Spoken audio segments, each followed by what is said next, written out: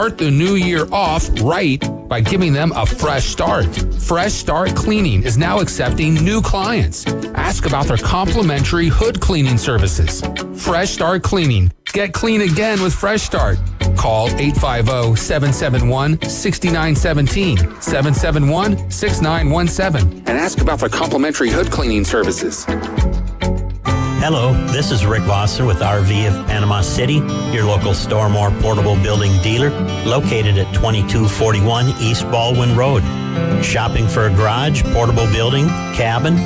We build them anywhere from 8 to 16 foot wide, 10 feet to 60 feet long. We can do insulation, electricity, transom dormers, thermal windows. Come, let's customize a building together.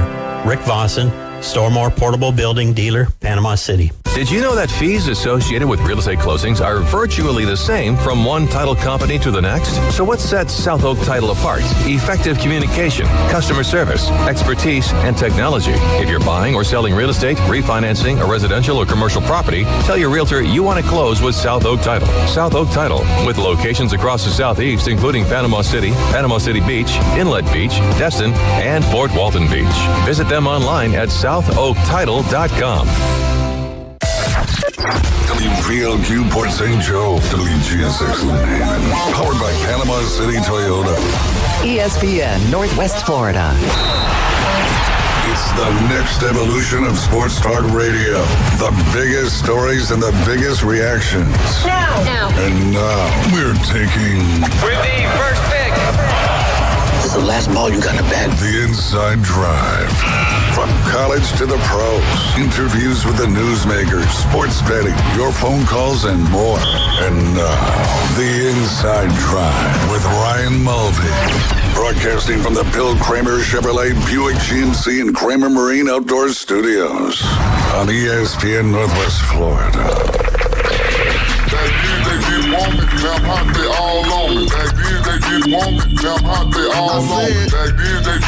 And good Wednesday morning. You're listening to the Inside Drive live here on ESPN Northwest Florida.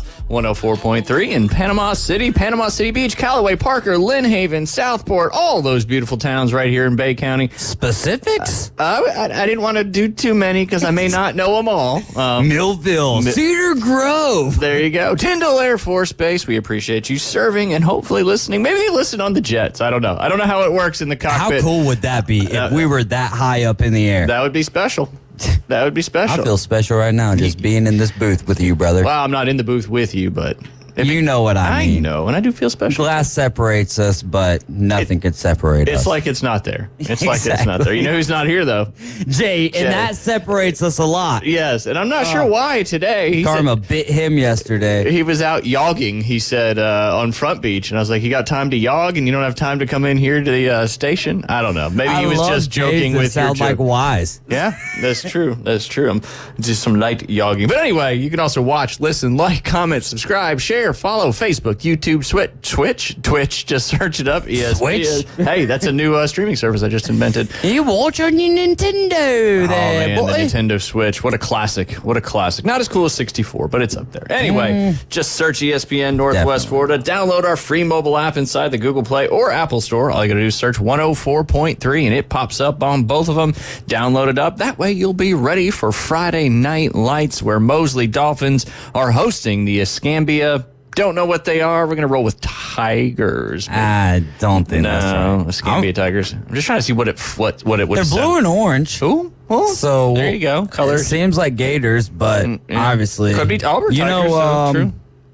I believe that's where Emmitt Smith went, was the Escambia. Very true. Very, very true. Right here in the nice panhandle part of the state of Florida. But yes, download that free mobile app. Very knowledgeable sports station here. Yes. We don't know the mascots, but, does anybody really? Probably. You know who would? Jeremy Pridgeon would know who the mascot of Escambia is, no doubt. Dude, that guy, can I just give a little love to Jeremy Pridgeon real quick? There was a game last year, I think it was the Niceville game, and he hit me with some very constructive criticism on my play-by-play.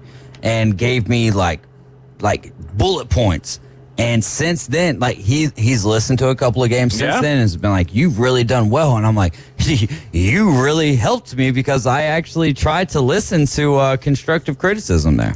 Well, and funny you bring that up because constructive criticism is so very, very important because so many people just seem, when somebody tells you, hey, maybe try, everybody gets so defensive nowadays. Constructive criticism is what makes you better. If you're not listening and opening up your ears, I mean, I take it every day. So all good stuff there. But yes, free mobile app, Mosley Dolphins, Escambia High School this Friday night.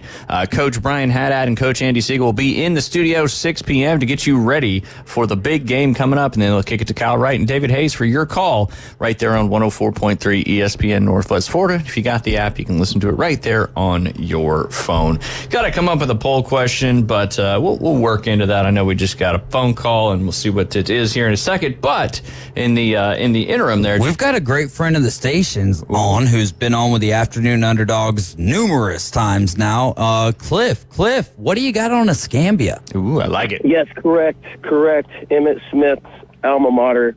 He's got his Hall of Fame plaque in the gymnasium at Escambia High School, the home of, well, it used to be the Rebels. Ooh. Back before 1970 or so. We know that's a controversial kind of name, war between the states kind of thing. Then they switched to Raiders for 1 year, then to Gators.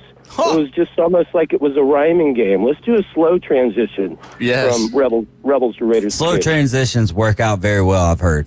So they orange still, and blue. Yeah. Good So guess. still the Gators, huh? It's the Gators. Wow. That's correct. I would have never thought because you just don't hear. I mean, obviously Florida Gators and the color scheme is the same, but you just don't ever hear Tigers. high schools. Yep. And y'all said Tigers first. Yes, right? that was just a pure guess. Yeah, it just felt right. Ironically, head coach Mike Bennett was the head coach of the Pensacola High Tigers when they won their fourth state title in 2009. Nice. So there you go. There you go. Hey, it kind of pulled it together. there. I like that. Absolutely. I like that. Well, enjoy listening to you guys over here in Pensacola. I hope it's as pretty over there today as it is here. It was a beautiful morning. Had a little sprinkles here and there, but yes, it's hopefully starting to get a little bit closer to that F word, and not the one that's derogatory, but the one that means nice weather, and that's fall. Yeah, fall. And just as long as the sprinkles just land on the donuts, we're going to be all right. There you go. Appreciate your call, Cliff, for letting us know the current Gators there of Escambia High. You got it. Go Dolphins. There you go. Take care. Should be a Cliff's awesome, man. Like he is a wealth of knowledge, especially when it comes to Florida State, but really across the board. He knows all of the sports, and very thankful to have him on the Afternoon Underdogs every now and again with us, and thankful that he came in and gave us the is etymology the entomology? Isn't that the study of bugs? Oh, well, I don't know. Let me Google the word. You're filling in for Jay. We appreciate you doing that. I tried so hard. No, you did good. You filled in for him beautifully. No doubt about that. But yes, speaking of Jay, we'll talk about the Braves. There's not a lot to talk about. They lost 5. Well, I guess they lost 5-6 yesterday, or 6-5 yesterday, and they are now 2 games back out of that final wild card spot. The good news is the Diamondbacks have lost 2 as well. So now that they've lost 2. Keith. Yes, no, etymology. I'm sorry. I've got to chime in here. It's like the study of the origin of words and the way in which their meanings have changed. So I was thinking necessarily of entomology. Yeah, no, I didn't have no in there, but I know how my accent can change and sway things. It changes daily. Keith asked me why it says Woj is out on what I put in the text of the Facebook page. Adrian Wojnarowski, he's out. No more Woj bombs from ESPN, anyways. You know he'll be dropping them bombs from somewhere. Oh, no doubt. But he retired to become the GM for St. Bonaventure men's basketball. Neat, honestly, neat. I saw something about that in our Afternoon Underdogs show builders chat is what we call it, and it's really just has the whole crew plus other guys in there. Just throwing content. But yeah, in there. they were talking about that, and I was like, oh, I'm out at ESPN actually. So Yeah, well. lies, but whatever. The mothership. But yeah, he's that's where he graduated in '91, and he's leaving his role, his $20 million role with ESPN, and he makes around $7 million a year, and he had 3 years left on his deal. But he informed the executives that he was retiring from ESPN, so he's just going to be dropping bombs, like you said, with St. Bonaventure, not necessarily with ESPN anymore. So Keith, yes, that is what that meant in the. We went over it, so it's covered. FAX, baby. FAX, spitting them facts, no doubt about it. Spitting them facts. Makes FA. me just want to throw an instrumental on back here. There you go. But yeah, speaking of Jay not being here, Ridiculous. tough go yesterday in the match, and congratulations to the Mosley Dolphins. Let me find where he sent the information prior to some other text there. Oh, where we were talking about Yagen. Yeah, Yagen, indeed. Mosley Dolphins, speaking of Mosley Dolphins, they were victorious in the 18-hole match over there at Panama Country Club yesterday with a 318 total. Even par is 288, so that means they were 30 over par. The Arnold Marlins had a tough go over there at Panama Country Club. They were 42 over par, followed by North Bay Haven, then Bozeman, then Bay, and then Rutherford coming in there in the last spot. But hey, congratulations to Mosley. Kind of seems like it's a Mosley-Arnold race throughout the golf season so far, with the county championships coming up in, I think, mid-October, followed by your districts and your regionals. Do you think that Mosley-Arnold football game's going to be competitive? Probably not. Well, who do you think comes out on top then? Mosley. I think Mosley's just got... You didn't have to stutter for that. It's definitely going to be Mosley. Yeah, I know. The athletes, the talent. And Arnold's on the up and up, no doubt. They definitely are. But all the teams, honestly, in this area are on the up and up. I know Rutherford hasn't felt that in the win column yet, but I promise you guys, what Coach Floyd is building over there is truly special. Yeah, no doubt. And that's what you want. We have something special too going on at North Bay Haven today, and I'm not allowed to reveal anything, but 2:00 today. Interesting. Just tune into that. Tune into... I don't know, but tune into the Afternoon Underdogs for the after effects. Okay, I was going to say that we don't have a show on it. You're going to have to listen to the herd. He's going to report on it, maybe? I might just break up Colin Cowherd just to report live from there. There you go. Interesting. I was at North Bay Haven on Monday night for a volleyball game. Hadn't been inside that gym before, as they are new to the middle school volleyball world. But Coach Butch, if you hear me speaking right now, he knows what's up. Well, he is the one who put me on game, but I told him, like, I won't say anything, and I would imagine that this press conference is going to be public, so gotcha. But I have nothing else to say outside of 2 p.m. Just let the people know. Be ready. I'm not even going to say what sport. Okay, good. That hopefully get people to tune into wherever they need to tune into. But we'll figure it out. They're going to find out all over Panama City after that. Social media is a wonderful way for information, whether it's true or not, to be spread around like a wildfire. And this is true facts. Okay, there you go. You heard it here first on the Inside Drive.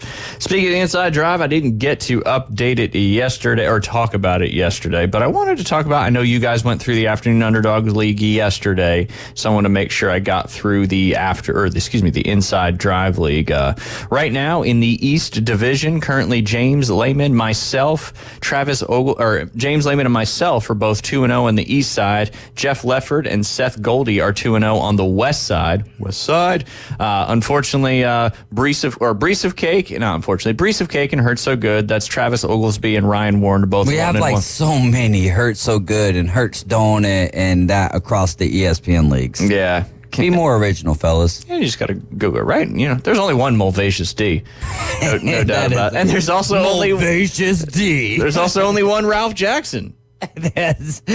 Well, there's probably a few of them, but there ain't none of them that do the radio. Not in fantasy football either, probably. But Ralph and Oh My Josh, which is Jerry Arant, are both 0-2. And then on the west side, Team 12, the auto draft team, solid 1-1, including a dismantling of Here to Win, Liam Mulvey last week. Unfortunately, you're there to lose, brother. I know. Poor guy. He's 0-2 with Mailman Mike. But Jay's Supreme team is also 1-1. Stupid. So a lot of matchups coming up this week. Looking forward to it because the injuries are prevalent in the NFL right now, which could talk a little bit about that in the 11:20 segment. Matchups this week, you got Mulvacious D and Oh My Josh, Hide and Zeke versus Hurt So Good, Brees of Cake versus Ralph Jackson. Brees. It's going to be a piece of cake to take you down, brother. Herbert's going to be all right for week 2. So far, Herbert says he's progressing. I like to use these leagues to instill confidence in others. That's right. You're a confidence builder. Exactly. For others. For others. I like it. In these leagues. Yeah. In the money leagues, not so much. That's a different story. That's a different story. Mailman Mike and the Jackson 8. Team 12 versus Jeff's Supreme Team. And then, of course, Jeff. We have a Jeff and a Jay. We have 2 J first name Supreme teams in our league. Jeff, do better. Somebody changed their name. That's just pure laziness, but expected. I didn't say he did. Keep on with your yogging, buddy. So Here to Win is facing off against Jay's Supreme Team. We shall see. Joe Mixon, though, I think Liam's going to need to, hopefully, I don't know if he did any waiver wire stuff, but he's a little light in the running back room because he did draft Nick Chubb. So he's waiting, obviously, until week 5. But yeah. I made a trade, obviously not in the Ralph ESPN. Jackson team. Yeah, but we have so we have a little rule in my I would say my closest to the heart fantasy league, right? Like Gotcha. It's all my buddies and whatnot.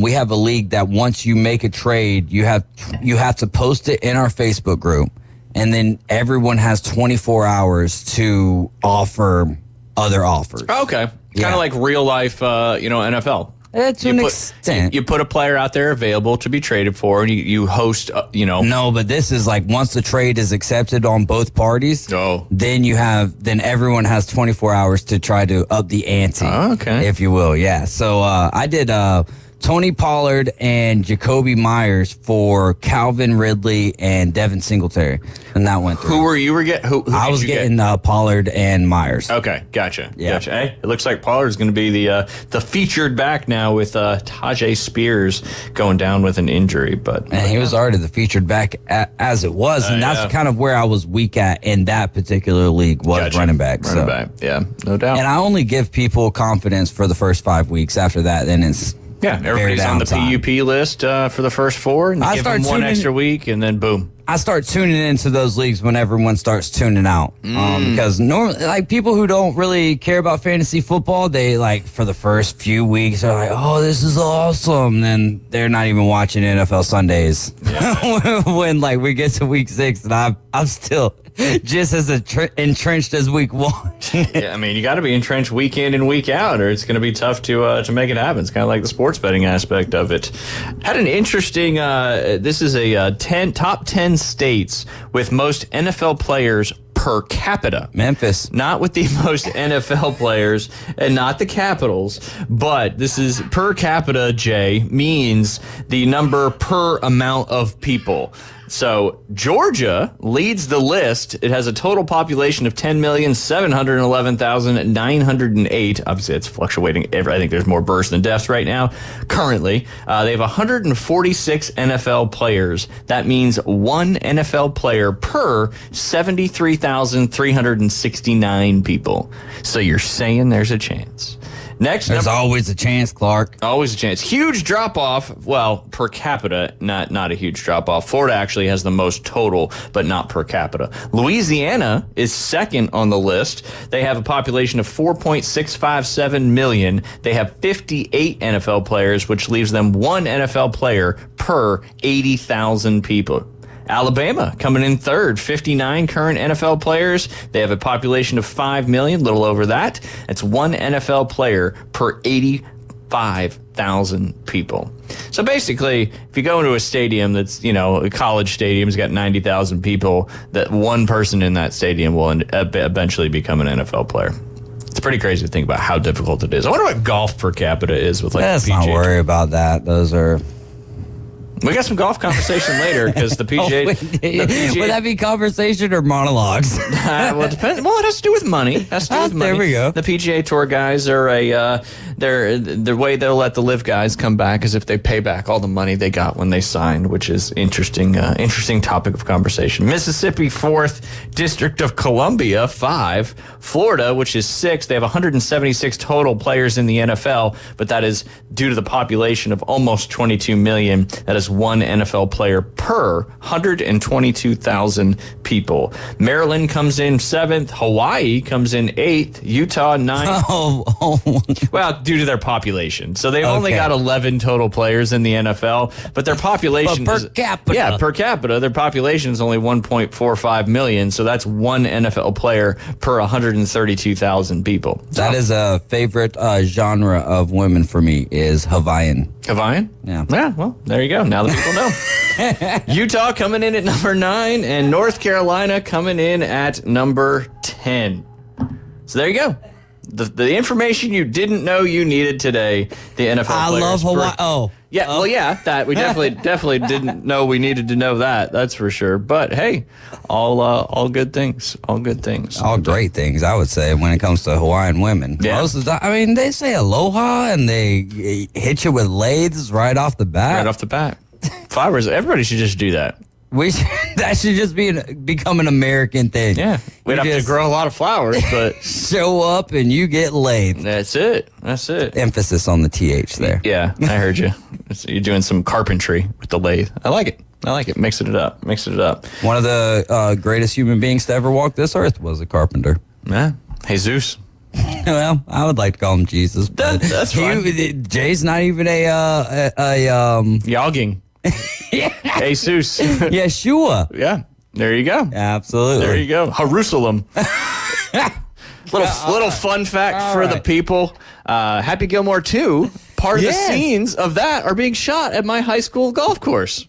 How about that? That's pretty cool. What was your best court? Your best round at your high school golf course? That's a good question. Yeah, probably a couple 3-4 under par occasionally, not very often, but occasionally. But we played on a kind of so many other of the places had private country clubs, high-end country clubs, and we got to play at Minebrook Golf Club, which was okay. It wasn't fancy, but I think they shot a few scenes there where the majority of the scenes, I'm being told, are being shot at Fiddler's Elbow Country Club, which is a very high-end corporate private club up there in New Jersey. But my old golf coach texted us yesterday and said, hey, they were shooting Happy Gilmore 2 at Minebrook. I was like, wow. Interesting stuff. When we get back, we're going to dive into some NFL injury talk and let everybody know what's going down this week, as there is a lot. It always seems like there's a lot of injuries, but maybe this year just a few more to start the season. You're listening to The Inside Drive. We'll be right back. ESPN Northwest Florida, your home for Mike Greenberg. That season is going to go down as a terrible year for the Giants. That was a bad team that somehow, through good coaching, and Daboll wound up the coach of the year, and Saquon Barkley, Daniel Jones doing the things he can do, they wound up winning a bunch of games, and they made the playoffs, and they won a playoff game. And it convinced them and maybe others they were something that they clearly were not. Greeny. Weekdays on ESPN Northwest Florida. Good morning. This is Joanna on ESPN Northwest Florida with Wednesday's weather forecast. A likelihood of thunderstorms and mostly sunshine this afternoon and evening with a high near 83 and a wind 5 to 10 miles per hour. Clear skies tonight, very little wind, and a temperature of 76. About the same tomorrow, around 86 with sunshine and a wind coming out of the northwest at 5 miles per hour. Sunny Friday, a light breeze and hot around 87. This forecast is brought to you by Earthworks of Northwest Florida. Thank you for tuning into ESPN Northwest Florida. Rely on it. Hey folks, Chris Kramer with Bill Kramer GM. And the best place to listen to the Inside Drive with Ryan Mulvey is inside a brand new vehicle from Bill Kramer GM. And I want you to know we've got 10 times the amount of inventory on the ground as we did this time last year, and darn near all of them are discounted. So shop us online at BillKramerGM.com or visit us the corner of Frankfurt and 23rd. We'll make it easy and take great care of you. Hi folks, it's Tracy with Tracy's Fine Jewelry and Coin and Bullion Reserves. Did you know that we do more than just sell some of the finest jewelry in town? We can engrave on your wedding band, locket, Yeti cup, or almost anything. Need your watch battery changed? We can do that too. Our expert will even evaluate your coin collection. And of course, we always pay top dollar for your old gold and silver jewelry. See, there's a lot more to Tracy's Fine Jewelry than a lot of pretty sparkly things. Come and see us today at Tracy's Fine Jewelry. And now the Inside Drive with Ryan Mulvey. We're gonna have a talk. Tell me what you know. Broadcasting from the Bill Kramer Chevrolet Buick GMC and Kramer Marine Outdoor Studios. It's a frantic noise. ESPN, Northwest Florida.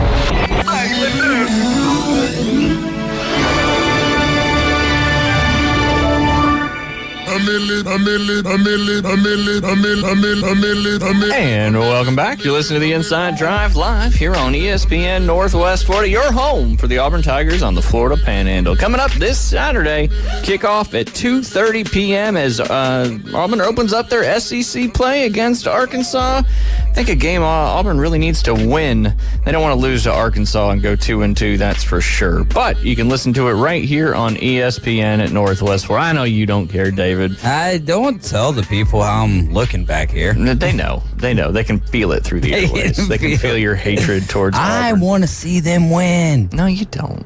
Don't tell lies. I do, because it makes the Iron Bowl that much better when you beat us. Well, last year we were 31 yards away from Auburn taking the moments, and Florida State get into the playoffs. And if Florida State gets into the playoffs last year, do they not have the debacle that they're experiencing this year? They still do.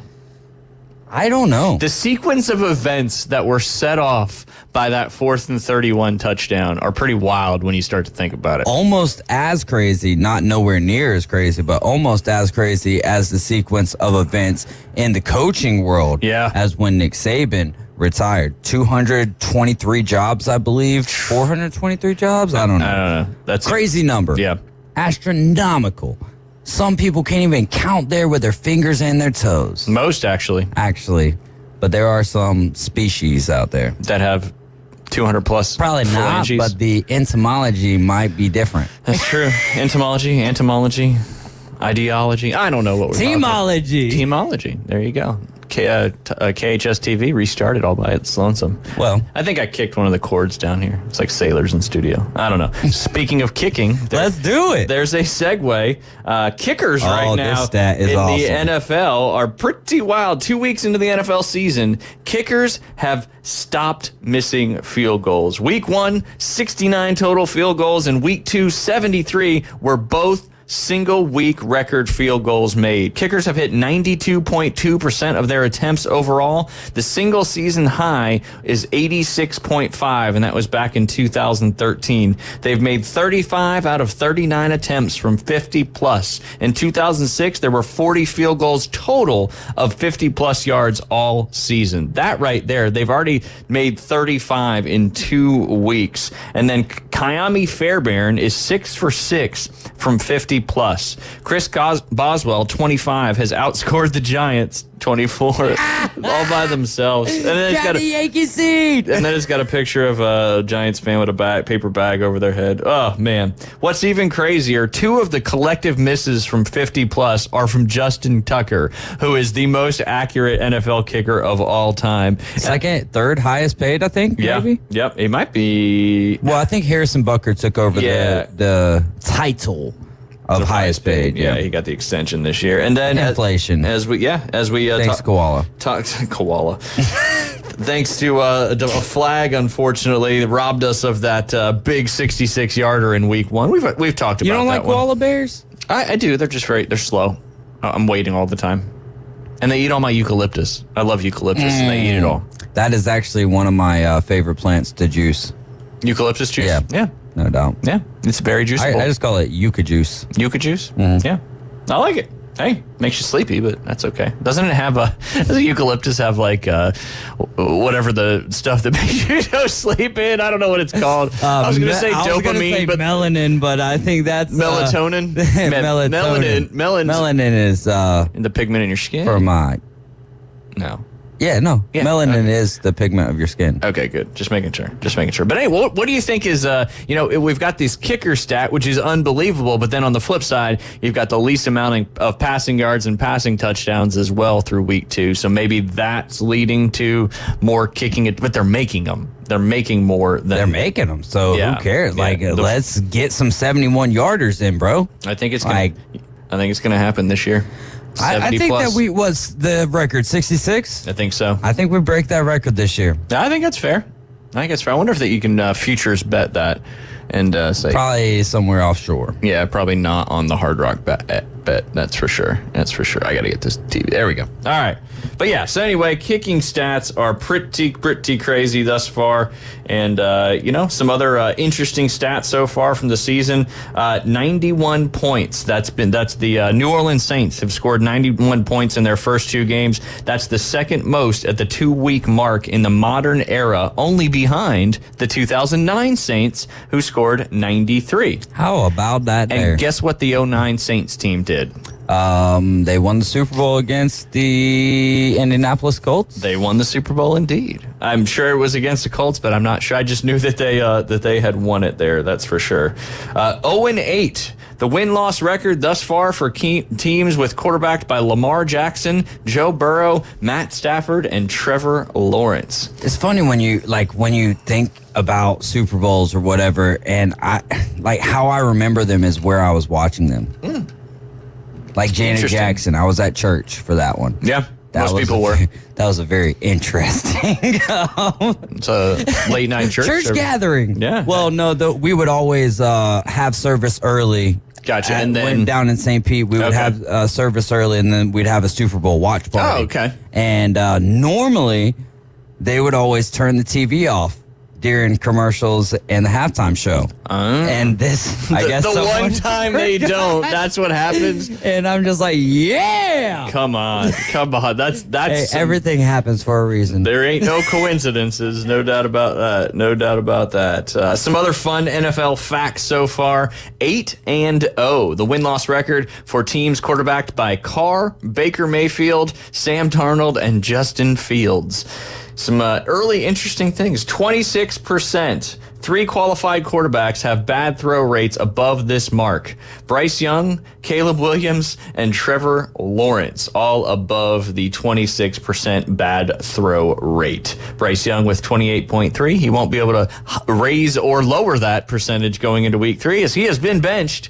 Caleb Williams at 27.9. And then, of course, probably the most surprising on that list, Trevor Lawrence with 27.1%.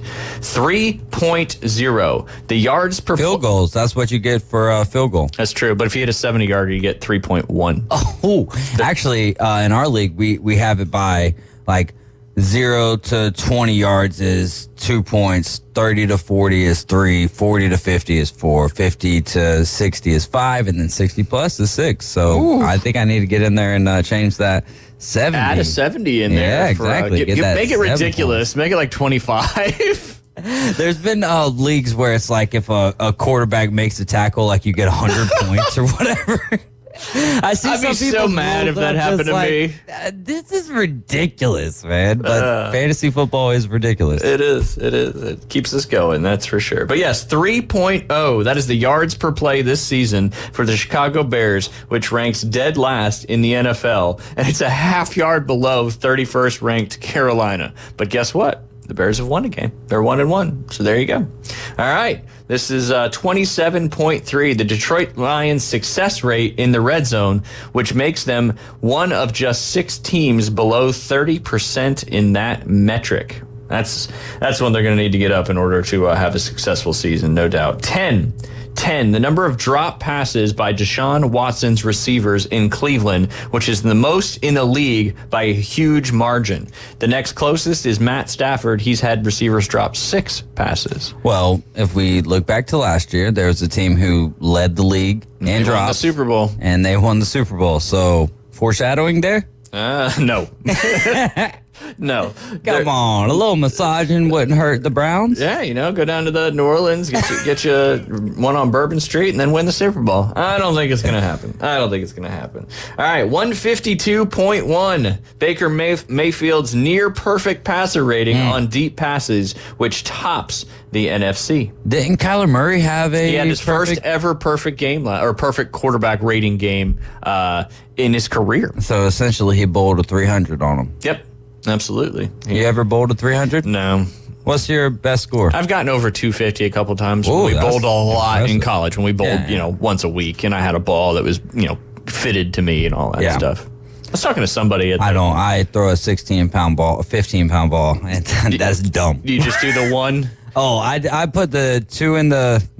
Yeah, the two in the finger holes? Yep. Two in the finger So you holes. don't use the thumb hole? I don't use the thumb hole. Okay. And I spin that thing like a daggum breaking ball coming out of the hand of Barry Zito, but it would be the right hand. There you go, not the left. But yeah, and my ball had the little fingertip things because I did throw the traditional curved ball, but you have to have a weighted ball. You have to have the fingertips, all those things that make it. But hey, if you could do that big spin with just two in there, make it happen. I love doing that. I would go bowl. I don't care when I bowl 80s. Yeah. I'm like, I'm having fun. Whatever, Until my shoulder and elbow start hurting. Yeah, then the next 3 days you're like, Shout out Cody Bucket for the ball. Yeah. Oh, there you go. Oh, you got your own. I bought it from him. But still. Oh, I used to use my dad's ball that he had way back in the day, but I don't know what happened with that. I think I gave it to my brother or something, and then he did what he did with it. So there you go. Tis what tis. Tis what it is. The ball is somewhere, but it's not in your possession. Yeah. I had my own, but unfortunately, it was in the garage, and it got cold in South Carolina and ended up cracking.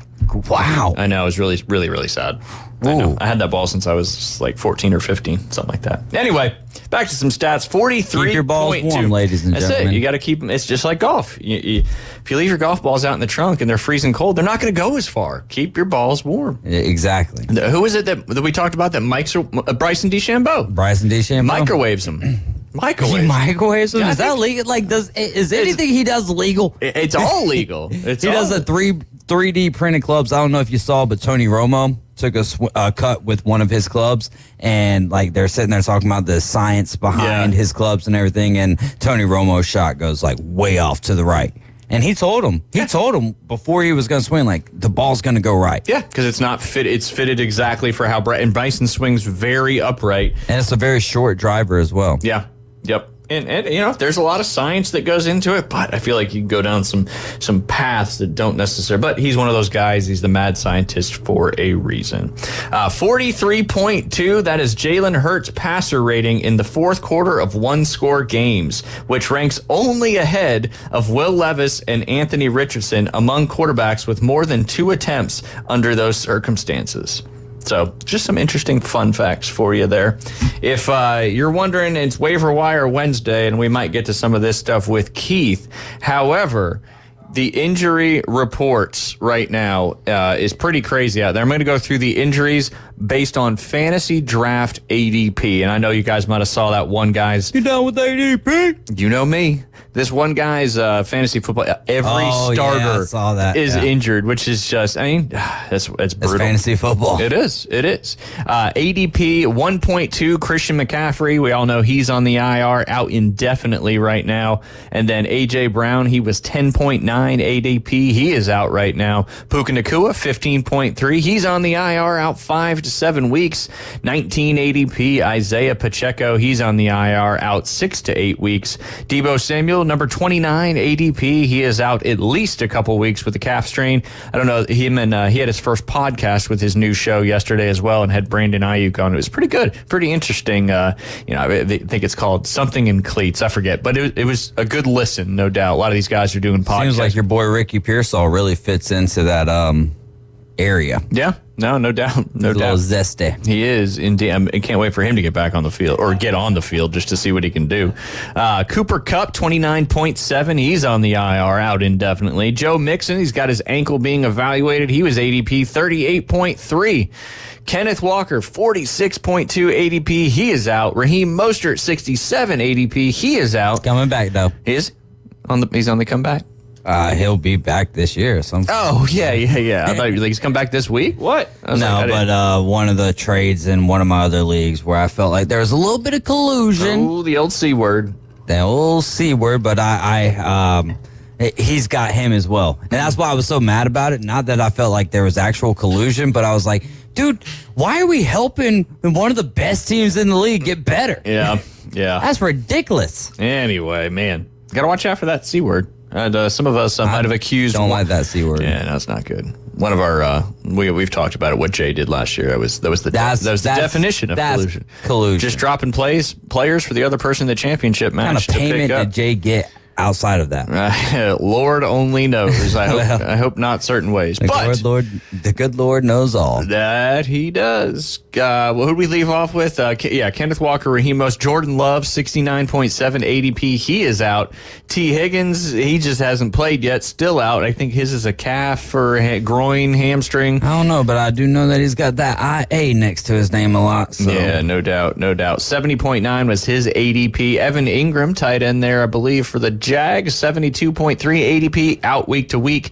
Jake Ferguson out. Keenan Allen out. David Njoku out. Tua Tagovailoa was placed on the IR yesterday, and Hollywood Brown, Marquise Brown. He's probably not going to play He's out at for all. the season. Yeah. Yes, he was ADP 113.3. I did draft him a little bit. Yeah, not this year anyway. Probably. I did draft him in some leagues. Well, I just can't remember which leagues because I got 9 of them. Yeah. Well, it made sense because he was hopefully going to be an addition to that offense there. But I just like people whose nickname's Hollywood. Yeah, why not?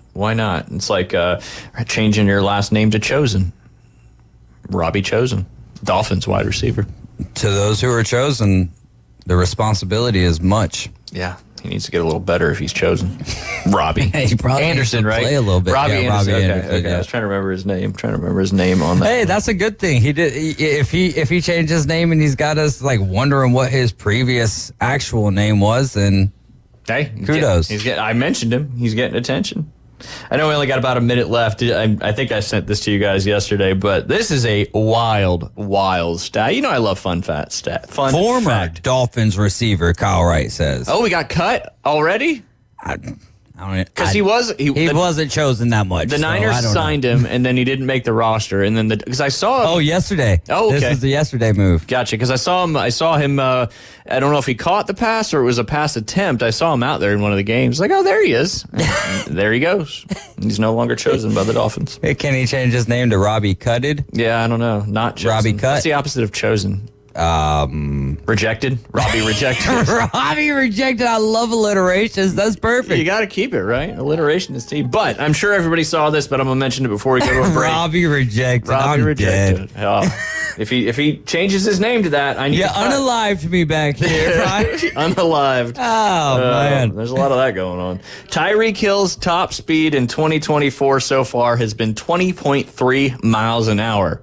Arch Manning's top speed on his run against UTSA was 20.7 miles. And Arch Manning has reached out to Noah Lyles, and they're going to have Noah Lyles will only race Arch Manning. He's not racing Tyreek. He's not racing Tyreek, but we're going to have a 3-way race here for the Battle of America. It's specifically 67 yards, no further, no less. But we got to go ahead and take a quick... Stupid.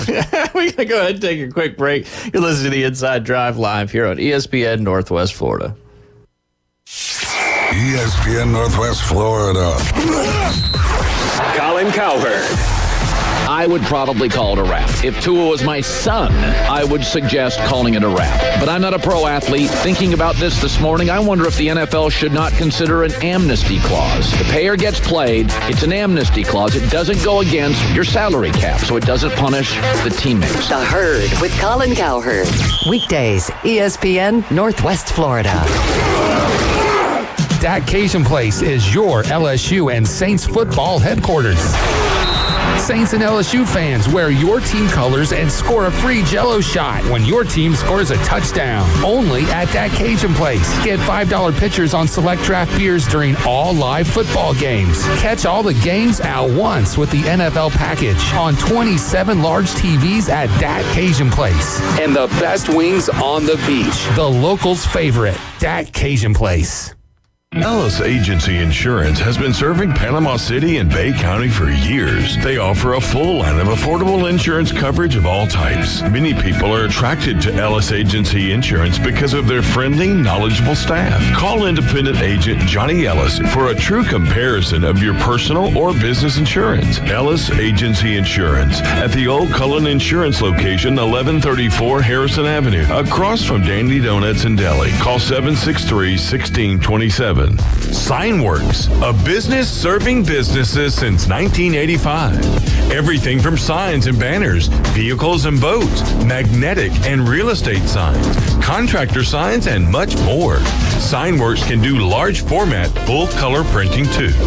Signworks, a real professional in the business world. Call Signworks at 785-8899. Signworks, 850-785-8899. Broadcasting from the Bill Kramer Chevrolet Buick GMC and Kramer Marine Outdoor Studios. He has over 10 items in the express lane. He pays with checks and he doesn't return his shopping carts. You have ruined groceries for me. Now back to Ryan Mulvey and the Inside Drive. ESPN Northwest Florida. Not sorry. There will come a payday. Hallelujah, what a payday. There will come a payday someday. And welcome back. You're listening to the Inside Drive live here on ESPN Northwest. Some Ralph Jackson recording there. That sounds like it, just not as heavy as an accent as I would have originally thought. I can really understand what he's saying. So maybe not. Well, no, it's one of those things. But yeah, rumor mill's floating around there. Billy Napier on the hot seat right now, and Ed Ogeron's hanging out down there in Seaside looking for something to do. So he loves Gators. He's from, Louisiana. I tell you what, boy, them Gators, they're there. He's in studio with us right now.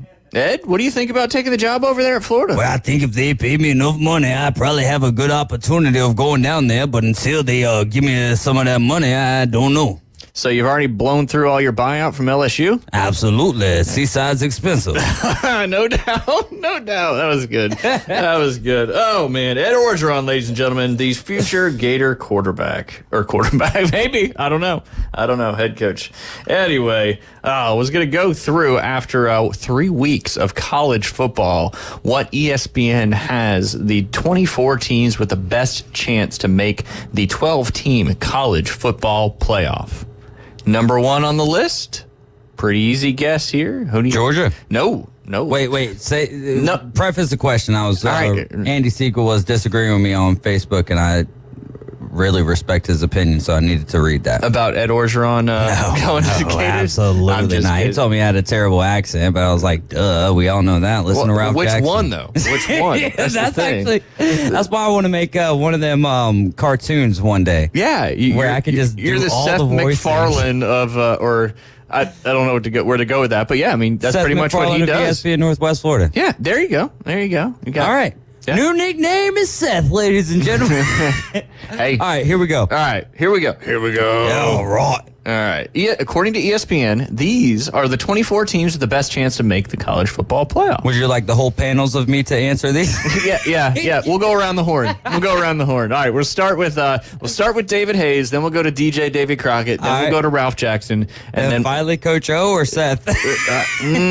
Well, Seth is the. That's the upper, and then these are all below Seth. So yeah, and go to Ed. All right. Maybe cut out DJ Davy Crockett because I don't know what his voice is different than He's his. just really excited all the time and ready to get you guys pumped up. Okay, all right. That's DJ Davy Crockett. Got it. See, we don't need Jay. Who's Jay? What's that guy? All right. Who's number one chance? They got a 91% chance to make the college football playoff. Ed? 91% chance. I asked Ed first. Okay, so let's go back to this right here. I'll tell you this, Ryan. 91% chance. And I kind of missed the question again, so I'm going to say LSU, go Tigers. Good. They are not in the 24. They are not listed. Top 24? Is that what you were saying? No. Percentage chance. Yes. No, it's not LSU. They're not even in this particular list. Percentage chance to make the playoffs? Correct. I know there's 4 of you, so I got to tell it 4 different times. Well, we'll go with them Buckeyes. Some would say the Suckeyes, but... Nah, they are third. With a 78% You're telling me that Georgia doesn't have the best chance, so that would mean that them horns that might be long. Are you saying the Texas Longhorns, Mr. Mulvey? Hook 'em horns. Now I feel like Colonel Sanders more than yeah, you do. I feel like we're watching The Waterboy. Yes, Texas has a 91% chance, and I think what we talked about yesterday, too, kind of going through Texas's schedule compared to Georgia's schedule. I know even the ESPN's FPI, the Football Predictor Index, which who really knows what that means, they have Georgia losing to Alabama, Texas, and Ole Miss. So Georgia's actually is 5th on the list to make the playoff. Well, can I come from a different perspective here? I think that Florida State might have a 95% chance of making the playoff because someone is really needling me right now. And I don't know what persona this is that I'm coming with, but 95% chance for the Florida State Seminoles to make the playoffs. Is that like the honky from New Jersey? Honky from New Jersey. It's kind of what it sounded like a little bit. I love honkies. I'm from New Jersey, so I can say that. Oh, number 2 on this list. 84% chance. I've already said it's not Ohio State. It's not Georgia.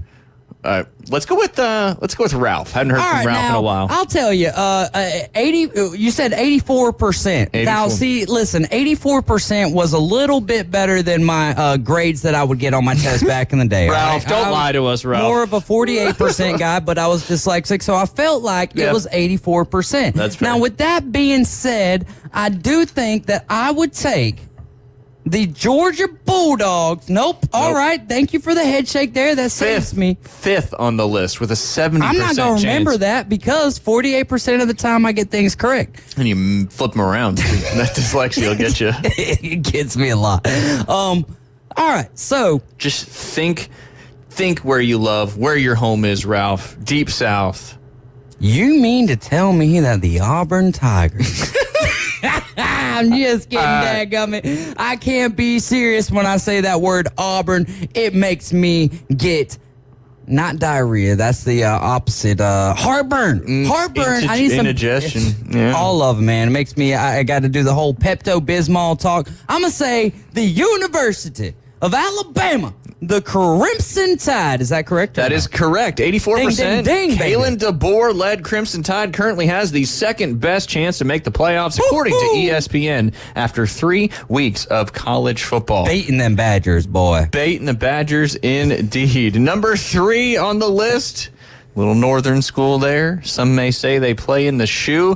We'll bring this one to... I forget all your personas now. You got... Well, let's go to the guy that gets everyone pumped up. DJ Davy Crockett. Ladies and gentlemen, this is DJ Davy Crockett, and I'm here to tell you that it is the Buckeyes. The Buckeyes are the 3rd team in this list. That is correct. 78% chance. We apologize, people. We're just trying to, We're trying to bring Jay in the studio. We're trying to get him hard. he was yogging a little while ago, so I don't know what the heck he's doing out there right now. But, yes, Ohio State's got a 78% chance. Golly, Kyle. Kyle's texting me some things right now. Got me trying to be like Will Ferrell and just read off the teleprompter. Yeah. Yeah, not going to happen, brother. I'm going to guess that would be a bad idea. Yes. Yeah. I'm going to guess that Some of the coaches he's brought up over here just... Gotcha. All right, number 4 on the list, which is not the Georgia Bulldogs. We've already established they're 5th with a 70% chance, is another SEC school. So let's bring this one to... who else you got? Let's just go with old David Hayes. All right, just the OG. All right, the OG. Another school in the SEC, you say? SEC school. Now, it's not on our list over here that was made would by they Jim be more aligned with the South than the North back in like the 1860s? Oh, I think that was still the South. I think that was still the South. That's what I'm saying. Coon hats. We should have saved this one for DJ Davy Crockett as well. Yep. Well, I don't like to give my time away very often. That's true. But time is money. Every now and again, I do volunteer for whatever it might need to be. With that being said, Old Smoky, the Tennessee Volunteers, is that the correct answer? This is when you hit the Rocky Top. Boom. Yes, 73%. Tennessee coming in. The fourth best chance to make it to the college football playoff is the Tennessee Volunteers with Nico Iamaleava. I don't know how to pronounce it, but that's what I'm going to say. I'm going to leave it right there. I'm going to leave it right there indeed. We already mentioned Georgia, 70%. There's another SEC team with a 70% chance of making the playoffs. And if you were listening earlier, oh, wait, he's not here. Jay, if you're listening earlier, Cliff, who called in, mentioned that Escambia High originated with this mascot. And that is this team that is in the SEC with another 70% chance. The Fighting You-Know-Whats.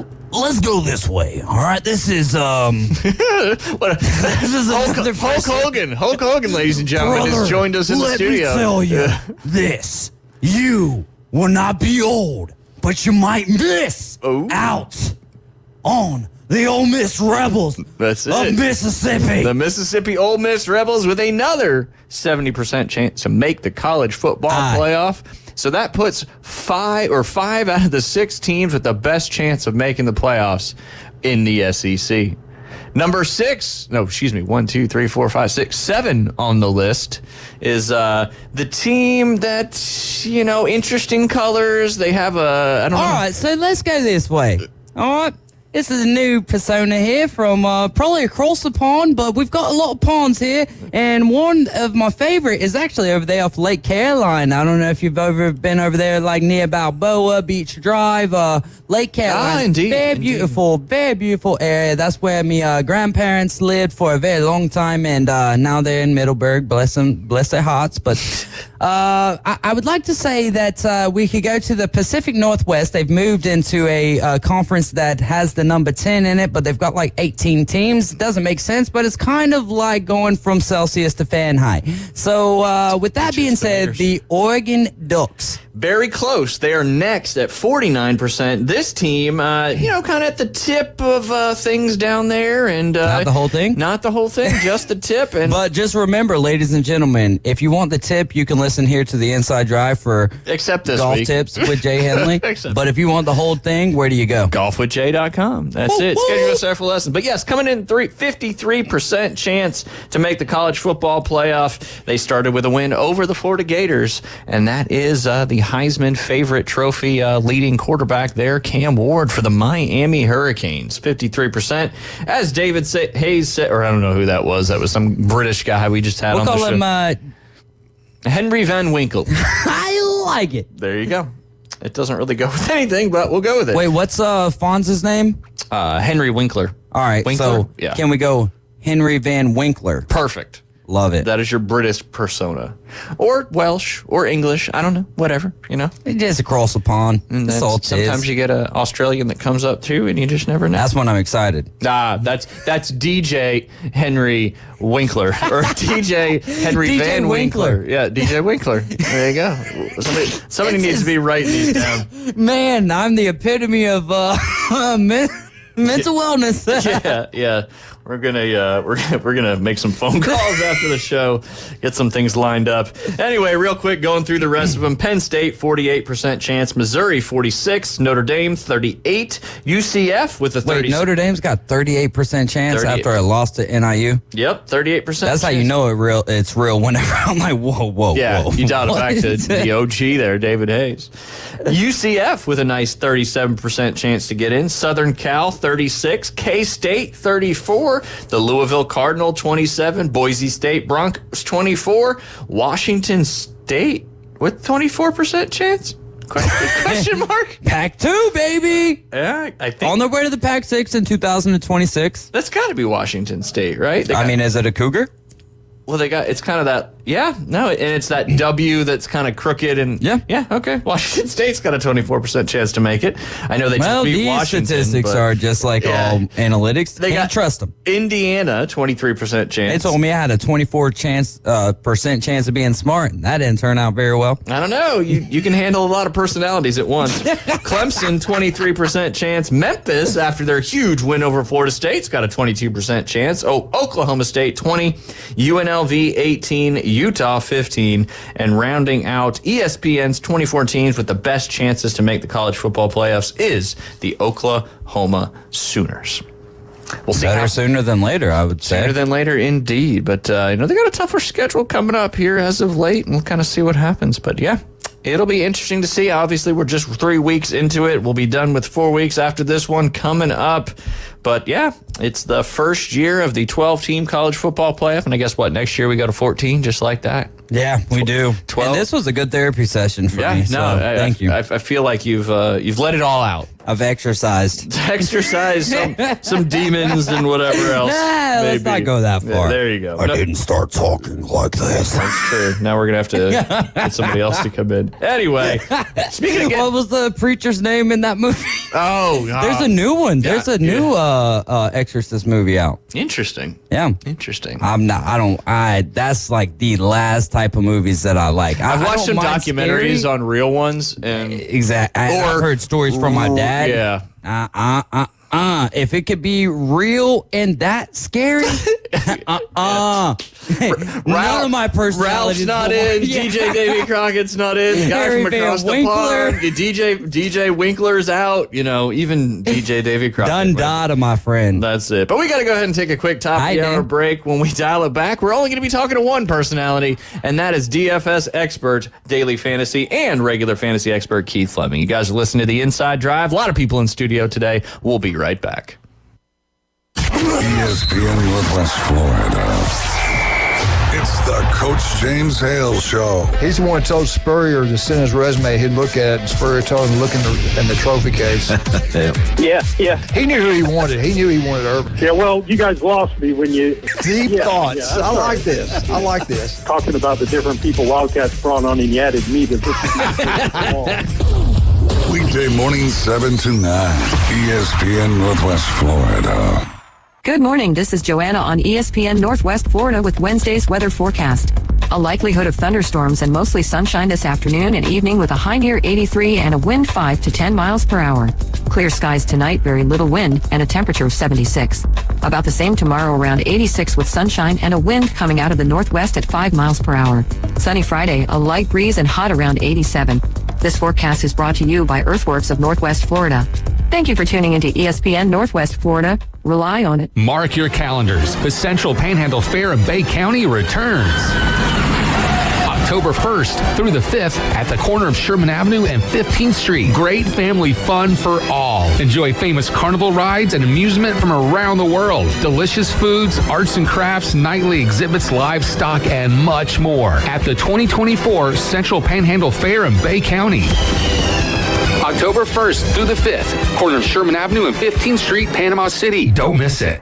As a realtor, it's important who you choose as your title company. May we suggest South Oak Title? Their offices are modern, comfortable, and state-of-the-art. South Oak Title can close transactions in any location in Florida, Alabama, and Tennessee. Their free mobile app allows realtors to deliver a net sheet in seconds. They provide mobile closing services to accommodate buyers and sellers. Their offices are beautifully decorated, state-of-the-art, complete, safe, and secure. South Oak Title, creating a better title and closing experience through technology and tailored service. Visit them online at southoaktitle.com. WGSX Lynn Haven, WVLQ Port St. Joe.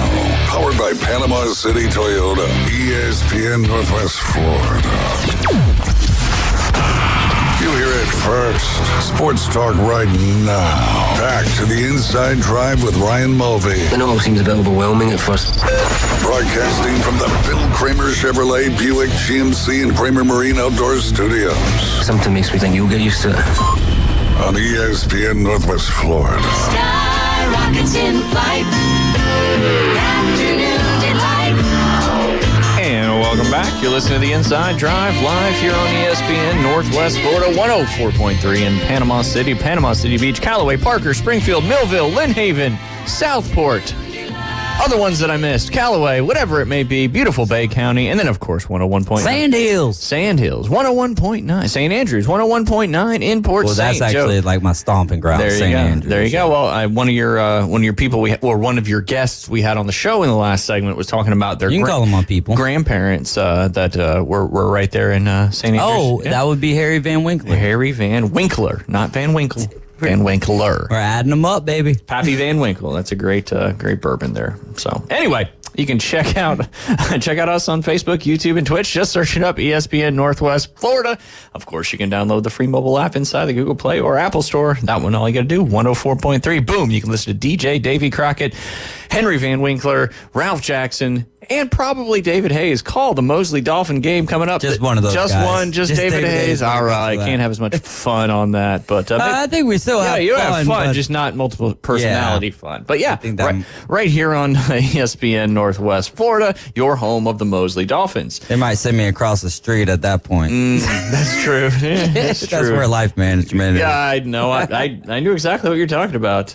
We may have some jackets in here in the closet that you need to try on too. They're not straight enough. That's true. That's true. Anyway, we want to thank our studio sponsor, Bill Kramer, GM, and Kramer Marine and Outdoor. Water is glassy out there this morning, and if you got a boat and it is not working, Kramer Marine and Outdoor will get you back out on the water with their mobile service. They're also a Yamaha outboard full-line dealer. They got a Yamaha Master Certified mechanic on staff. They sell Seaborn, Sundance, Spider, and Skeeter. You can check out all that new and used inventory at KramerMarineandOutdoor.com. And also, while you're there, you need to buy a truck to pull that boat. And a chariot. And a Chariots of Fire indeed. I just call I call trailers chariots now. Okay. That's fair. Well, I mean, a lot of times they're used for floats and stuff like that. So And usually people- there's people riding on them. And, sometimes they're Swing low. princesses. Sweet chariot. Coming forth to carry you home. Anyway, they'll carry you home in that brand new truck from Bill Kramer GM. Lots of 25s getting in. 24s are rolling out. New and used cars. You got to go find them. You got to go, and there's only one place to go. That's Bill Kramer GM. But, Keith, save us today. We have been all over the place. There was like 5-6 people in studio the last segment, but the weird part, there's only me and David in here. So, Keith, how are you on this waiver wire Wednesday? I'm doing all right. How about you guys? Oh, we're doing fantastic. Phenomenal. Phenomenal indeed. But yeah, no Jay, imagine that. So let's dive in. I know you wanted to kind of, before we dove into all the NFL, DFS, fantasy football action, you want to talk a little golf first. Yeah, I'm a more pro PGA guy than live guy, but I try to be as unbiased as possible when I can. And the reports that we are very close to an agreement, a merger, and the biggest thing holding it up is PGA Tour players wanting live guys to give back the money, the guaranteed money, or at least part of it, that they were given to go to live is outrageous. Because just like I said that I had no sympathy for the live guys who were complaining about, world ranking points, playing in majors, because they knew the risk and what they were doing, they also took the risk.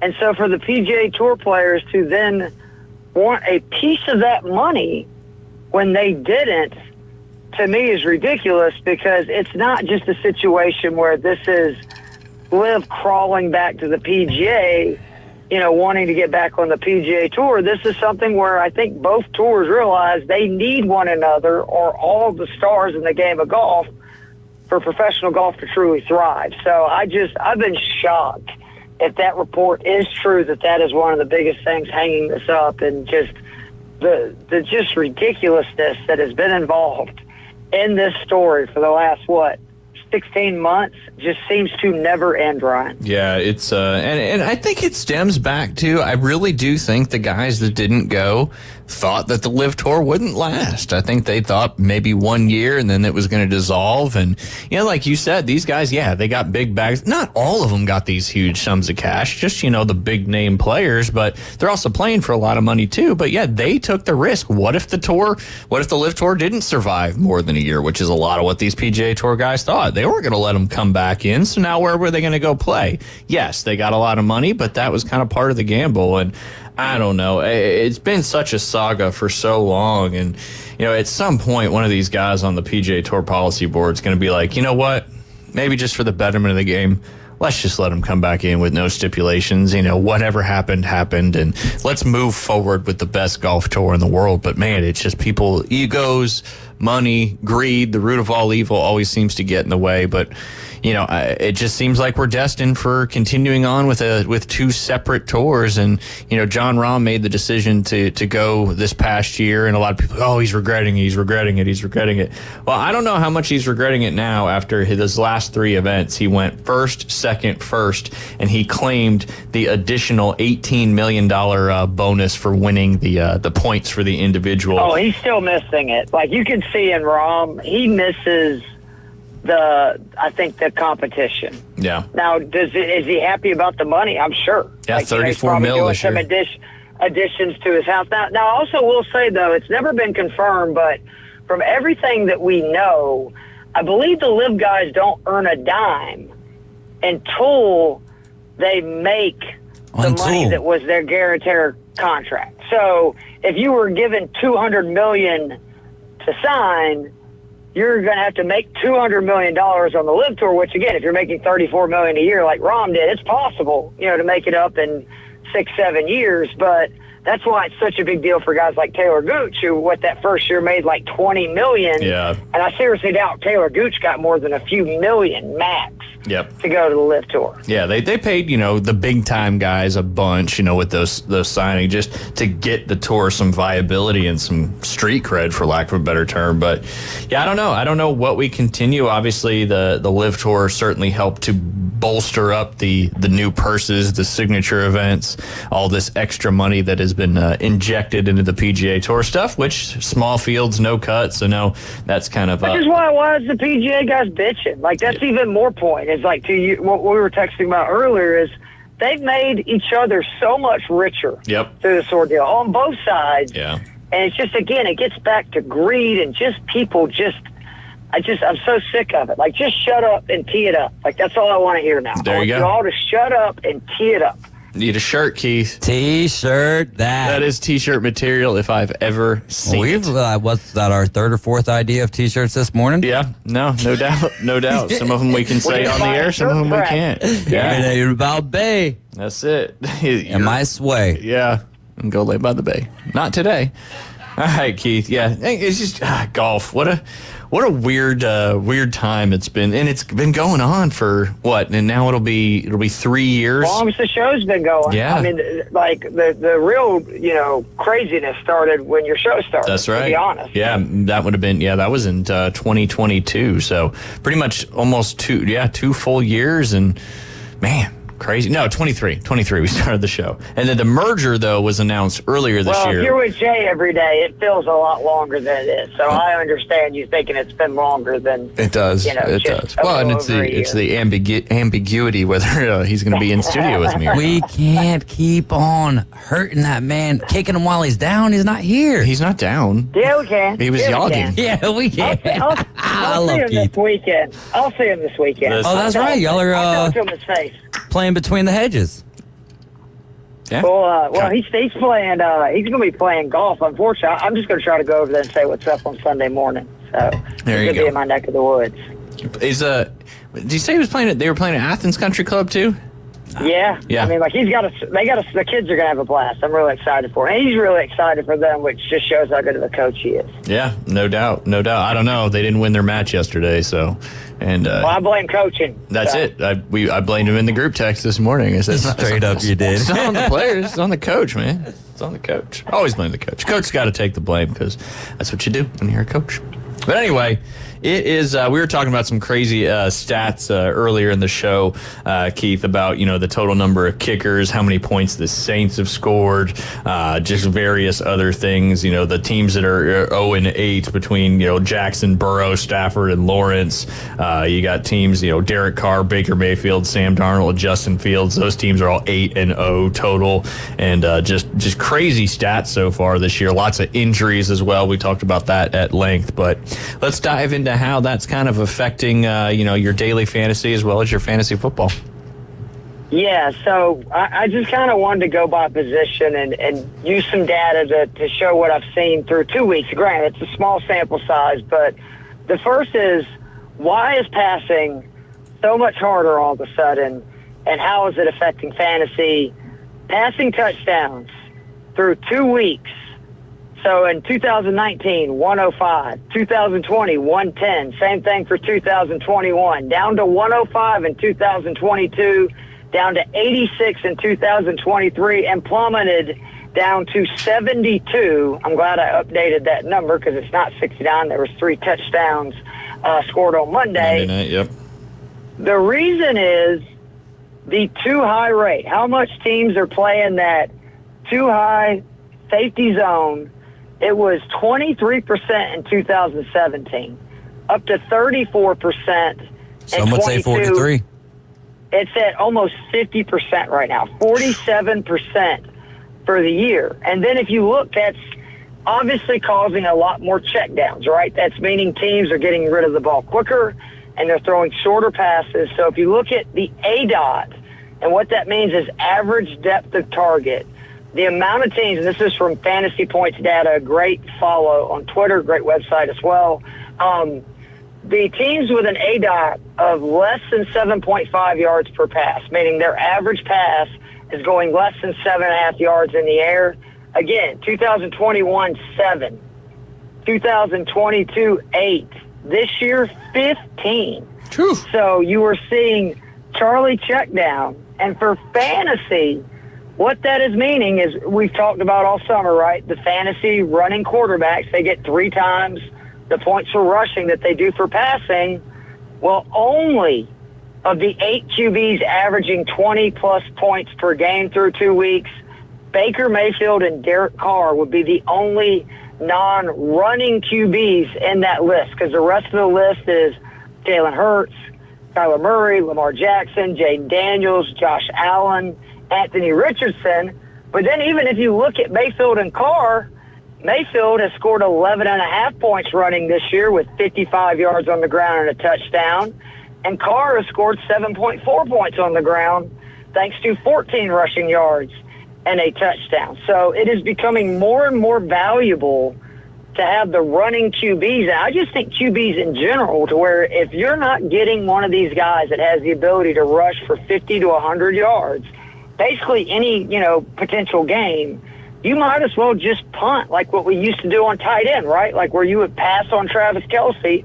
If you couldn't get Kelce, you just wait and grab a couple of guys late. And that's kind of, the way I'm going.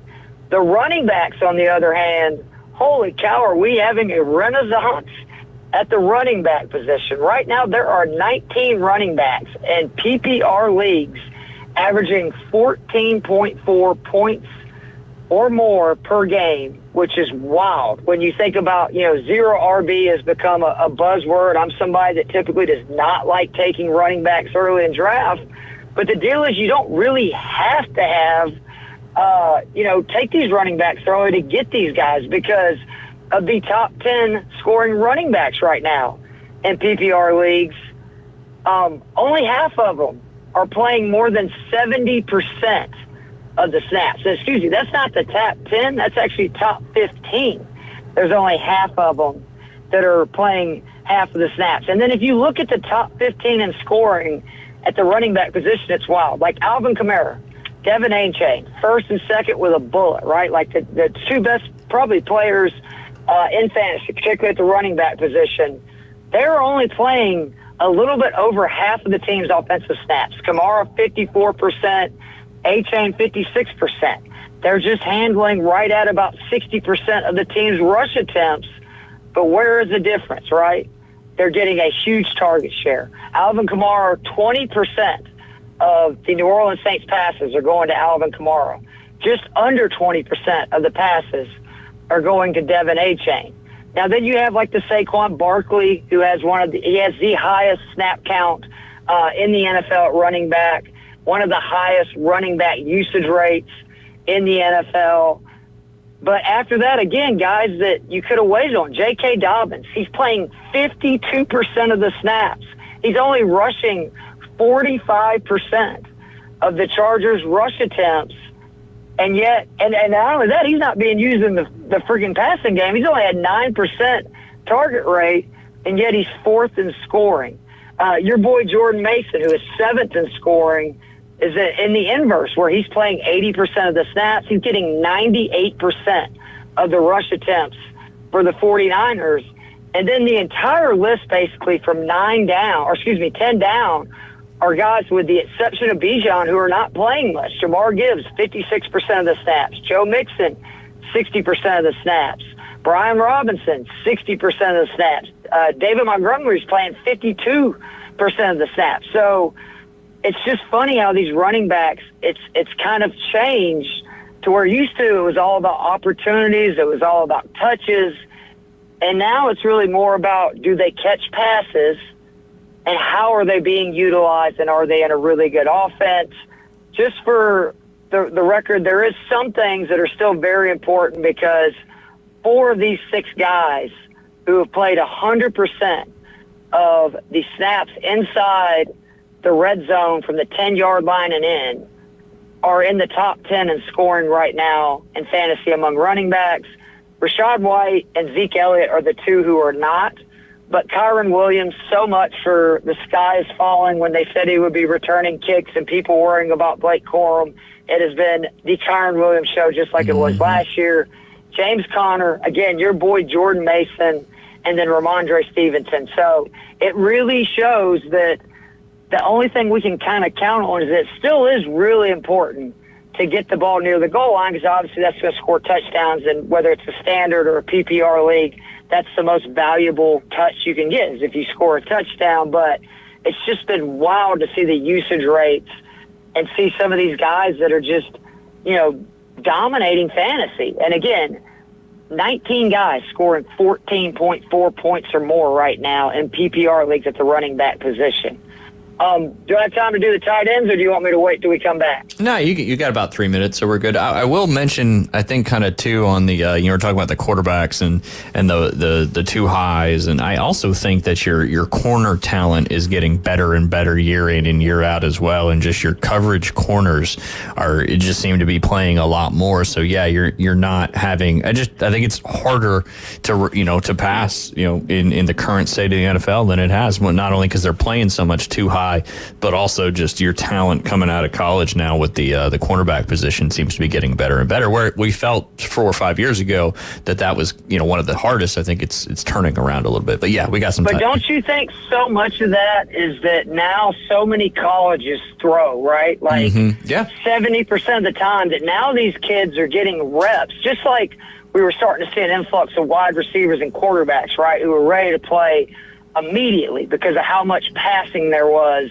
in college football. Well, now the defenses are slowly starting to catch up, and I think these corners and safeties and stuff and linebackers are so much better covering the pass because they see a lot of these type offenses, right? They're basically, the NFL is in a lot of ways copying what college has been doing for the last decade, and I just think they're more prepared when they get to the next level, to your point, than what they were, like, say, 5-6 years ago. Yeah, no doubt, especially with the motions and the sweeps and the RPOs coming in the NFL a little more. You're definitely seeing the college game certainly bleed over into the NFL side of things. But yeah, no, it's been an interesting first 2 weeks, that is for sure. Keith, we will go ahead and take a quick break. When we get back, we'll dive right into that. We've got Keith Fleming on the line. You can follow him on X, Twitter, whatever you want to call it, at Keith Fleming. That is with 2 M's in Fleming. All his great DFS action and weekly fantasy is in there as well. When we get back, we'll be back with Keith.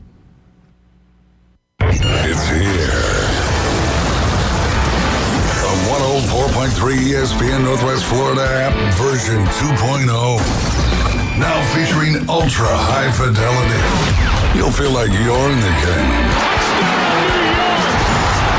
More opportunities to win weekly prizes from local businesses when you click it to win it. Download the 104.3 ESPN Northwest Florida app today at Google Play or the Apple Store. Good afternoon. This is Joanna with your latest forecast on ESPN Northwest Florida. The remainder of the day, a chance of thunderstorms and mostly sunshine and a temperature of 83 with wind 5 to 10 miles per hour out of the west-southwest. Clear skies tonight, very little wind and warm near 76.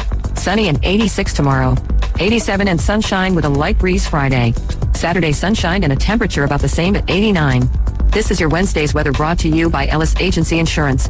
Thank you for keeping that dial on ESPN Northwest Florida. Rely on it. All roads lead to adventures this fall in a brand new Kia from Bill Bird Kia. Discover our Kia SUV family and get ready to forge a brand new path. Bill Bird Kia is now offering 2.49% APR for up to 60 months on the purchase of a new 2024 Kia Sorento. You'll get the perfect balance of comfort, safety, and technology. It's the best family SUV with third row seating space for the entire family to unwind. Bill Bird Kia is the home of the 20-year, 200,000-mile warranty. Stop by and see us anytime at 2435 East 15th Street or BillBirdKiaPanamaCity.com. Kia, movement that inspires. Offer from Kia Finance America for the purchase of a new 2024 Kia Sorento with $1,775 per $1,000 financed at 60 months. Quality's limited. Cannot be combined with other finance offers not available on balloon financing. The 20-year, 200,000-mile warranty is a Bill Bird Kia warranty. See dealer for complete details. Offer for well-qualified buyers must take delivery from dealer stock through 9/30/24.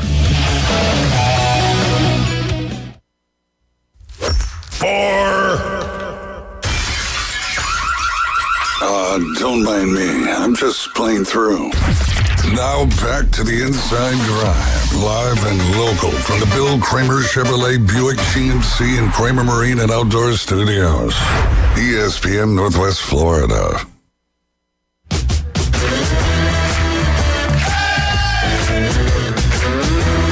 All right, and that's a wrap for the show. No, just kidding. You listen to the Inside Drive. You noticed. Yeah, I did. This is our normal last segment, going out music. But we've got Keith Fleming on the line. You're listening to ESPN Northwest Florida.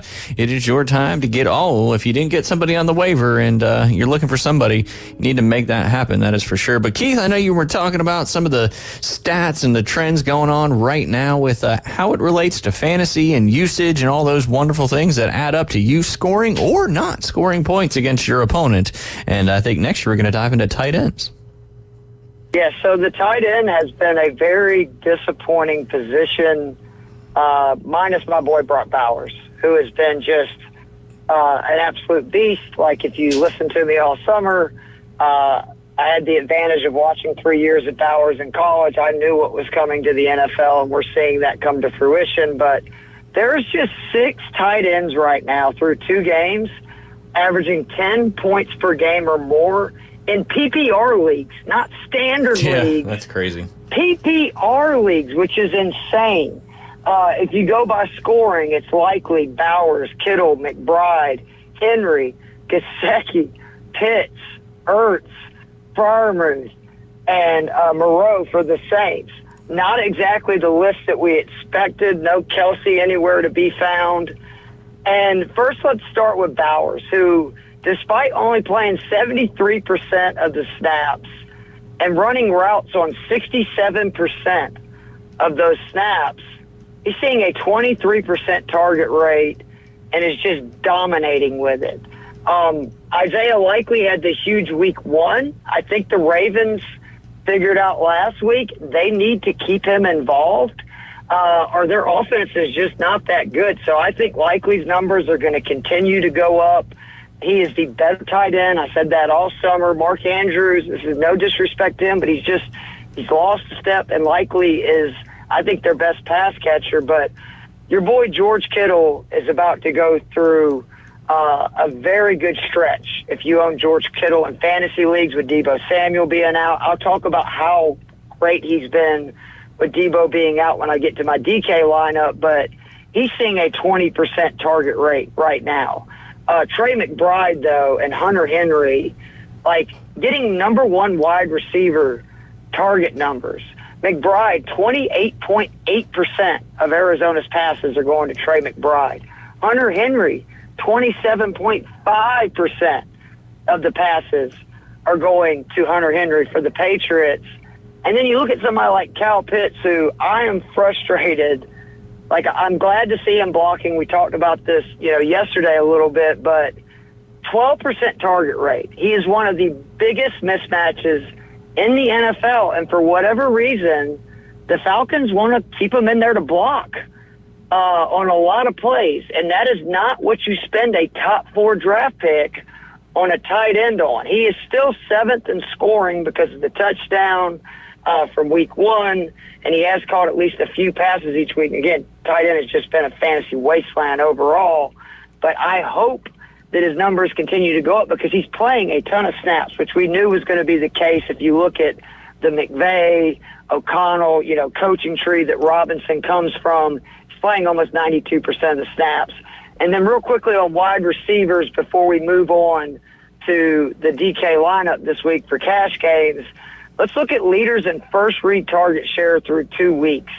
And we are seeing some absurd numbers. Unfortunately, Cooper Kupp is injured, but he was seeing 52% of first read targets. And what that means is the play is designed to go to that player, meaning their first read for the QB when they snap the ball is to go to that particular receiver or pass catcher running that route.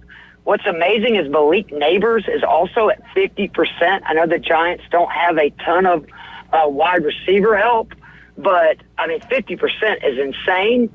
The one that is really shocking, Quentin Johnston of the L.A. Chargers, who was considered a bust. Now, most of these are very short passes. We're talking screens, dump-offs, but 39% is third right now among wide receivers and first read targets through the first 2 weeks.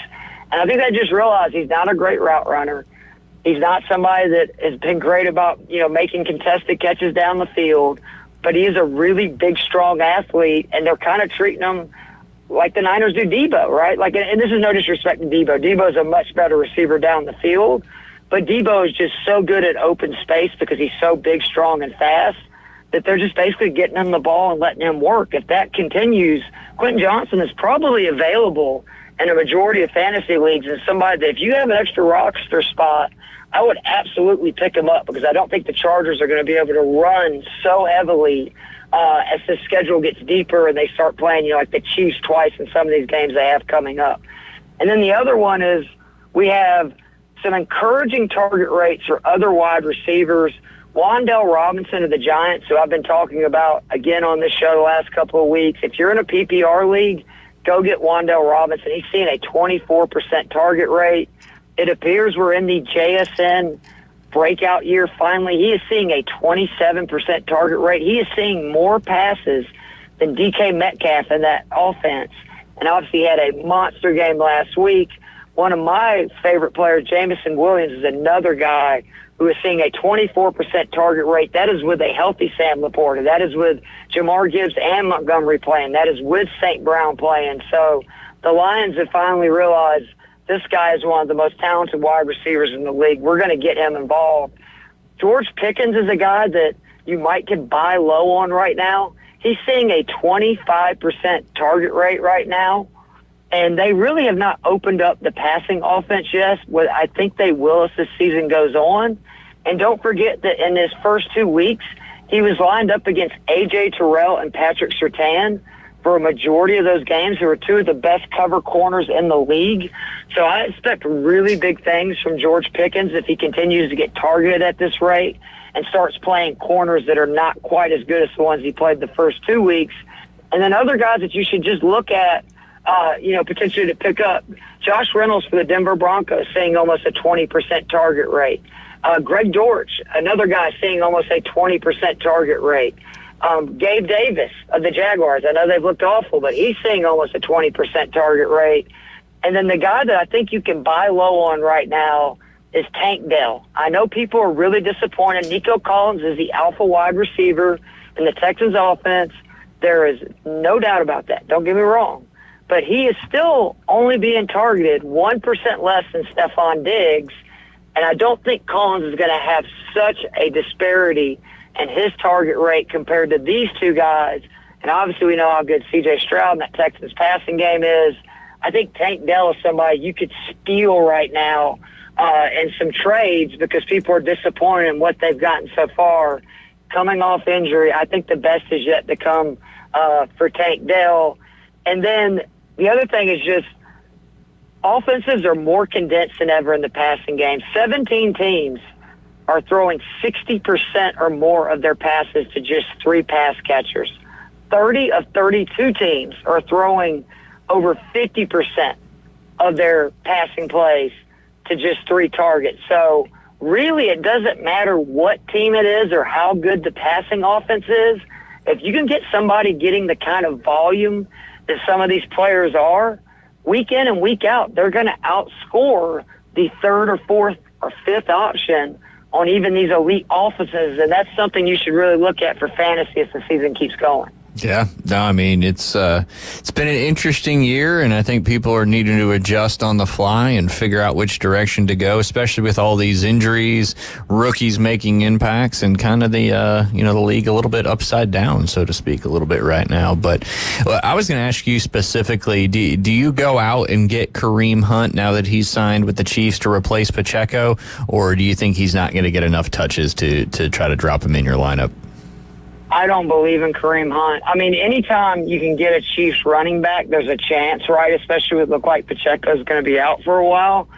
I think it's going to be the Carson Steele and P. Ryan show. Okay. And I actually think Steele is the guy you want. Yeah.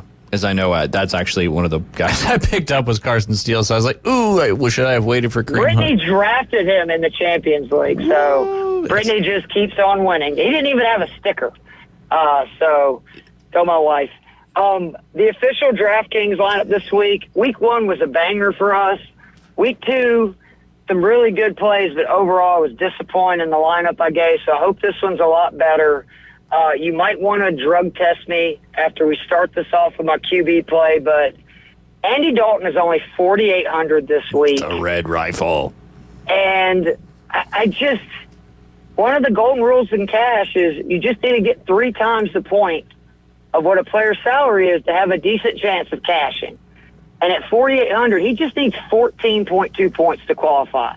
His only start last year, he scored 23.8 points, throwing it 58 times. In 2022, he made 13 starts, which is a crazy thing to realize just 2 years ago. He scored double digits 11 of those 13 games. And if you look at the last 14 starts over the last 2 years, he's averaging 14.58 points per game. That is right over what he would need for that 3 times number. And by having a QB that is so cheap, well, I'm going to stack with a wide receiver. It allows me to be very strong everywhere else, starting with Jordan Mason at running back, 6,200 at the Rams. This is, I think, the last week to get Mason at a real value when you consider his DK price. He rose $600 from week 1 to week 2, another $1,000 from week 2 to week 3, but for good reason. He's rushed for 100 yards in both starts with a score. He scored 20-plus points in both. I said earlier, he's playing 80% of the snaps, getting almost 100% of Niners rushing attempts. He is getting 100% of the attempts inside the 10-yard line. There's no Debo. There's no CMC. This is a Rams team that is just ravaged by injuries and has allowed 67 points in their first 2 games. More importantly, they've allowed 58.8 points to opposing running backs on DK the first 2 weeks. Week 1, they allowed 2 different Detroit running backs to score over 16 points. And then James Conner was running back 6 last week. Just on the ground, which is where Mason does his damage, they've given up 39 carries to 253 yards and 3 touchdowns in their first 2 games. So I love Jordan Mason this week. Devin Achane is the next guy, 7,000 at Seattle. Mostert is questionable at best this week. And through 2 games, Achane, huge workload, 32 rush attempts, 14 targets. He's caught all 14 targets for 14 receptions for 265 yards, 2 scores. He went from 17 touches week 1 with Mostert playing to 29 touches week 2 with Mostert out. He's seeing nearly a 20% target rate in the Dolphins passing game. And Seattle is averaging 4.5 receptions per to opposing running backs so far this season. And on the ground, they're not much better. They've given up 244 yards on just 51 carries with a score. Backup Skylar Thompson is starting. And I just think that means you can expect more passes to running backs and tight ends. That's good for Jonnu Smith as well. I think it's a real value this week. 4 of Thompson's 14 passes and his mop-up duty last week after Tua got hurt went to Achane, so I really like him. Wide receiver Jamison Williams, 5,800 at Arizona. I said all season that this was going to be the Williams breakout year. They cleared their wide receiver room in part because they wanted to play Williams. He was hurt year one. He had ironically, betting on DFS year 2 suspension. And now, despite all their guys being healthy, he's still seeing a 25% target rate in this offense. Week 1, 9 targets, 5 receptions, 121 yards and a touchdown. Week 2, they're like, let's just throw it to him a little bit more. 11 targets, 5 receptions, 79 yards. He's also had a rush attempt each game. He's top 5 among wide receivers right now in targets, air yard share, receiving yards, yak, dominator rating, and then top 10 in route win rate, fantasy points per route run, juke rate, yards per route run, yards per reception, fantasy points per game, and air yards, and facing an Arizona D that so far this season has allowed just to wide receivers 24 receptions, 329 yards, and 2 touchdowns. Yeah, Amon-Ra St. Brown is definitely getting the top corner and the double attention, which is opening up Williams to continue to get that target share, it seems. Amen. And when teams don't blitz a lot, which the Cardinals don't, that is when St. Brown's not going to go off. We saw that last week playing Tampa, who blitzed a lot. St. Brown had a great game. I mentioned him last week in my plays. Deontay Johnson is who I'm stacking with Dalton. He's 4,900 at Vegas. You got to stack, him if you're going to play the Red Rifle. And he's had just an awful start to his Carolina tenure. I get it. 12 targets, just 5 receptions, 34 yards. This is a guy that rolled off 6 games of 13 points or more in his last 7 with Kenny Pickett of the Pittsburgh Steelers last year. I do think that Andy Dalton is going to just be a little bit more professional. He's more used to the garbage offensive line, garbage weapons, being down, etc. I think that's going to help him. Devontae Smith is the 3rd wide receiver. I love him with A.J. Brown out. He's 6,900 at New Orleans. His first game in Philly without Brown. Since Brown joined the team, 10 targets, 7 receptions, 76 yards and a score, scored over 20 points. And in the Saints' first 2 games, they've allowed 29 receptions for 362 yards to opposing wide receivers. But the big deal is, over his last 10 games, he's played with Hurts, without A.J. Brown. So obviously this dates back to his rookie year before Brown got there, averaging over 9 targets, over 6 receptions, 80 yards per game, almost 18 points per game on DraftKings, 6 touchdowns. So I love that. My boy Brock Bowers, he's got to be in the lineup, 5,400 versus Carolina. I went through all the stuff. He's had 17 targets this year, 15 receptions, 156 yards. Despite playing New Orleans and the Chargers, not exactly a murder rows of tight ends. Panthers have allowed 11 receptions for 104 yards and 2 touchdowns. Devontae Adams is only seeing 3% higher target rate than him. Panthers run cover 3 at the 2nd highest rate in the league. Where cover 3 is most vulnerable, the middle of the field. 9 of Brock's 15 receptions so far this season have came in the dead center of the field, so I think he's going to have a big game. My flex, I love your boy George Kittle. I'm going to have 2 Niners this week, 5,700 at the Rams. If recent history tells us anything, Kittle is the most likely guy in the passing game to benefit with Debo missing time. 2022, Debo missed 4 games. Kittle averaged over 20 points per. In 2023, Debo missed 2 games. Kittle averaged over 18 points per game. And then he also had 2 games Debo did after week 6 last year where he played less than 70% of the snaps. In those games, Kittle averaged over 19 points per game. And the Rams are currently 31st on DraftKings versus tight ends. I think Kittle is just a smash play this week. Quick fun fact, his receiving yards on Hard Rock are 48.5 is your over-under. I would smash that over. Smash he might get that on 1 catch. That's right. Seriously. That's right. And then the defense, I got a little extra money, obviously, when you're playing Andy Dalton and Deontay Johnson. I'm going with the Bucs versus Denver. Defenses facing Denver have finished no worse than 9th for the week on DK and scored at least 9 points. The Broncos have allowed 4 sacks and turned the ball over 5 times in their first 2 games, and the Bucs are going to bring crazy pressure to poor Bo Nix. And if you watched him play Georgia or Alabama, who normally don't even blitz a lot, they blitzed him a lot in those games. He had some real issues.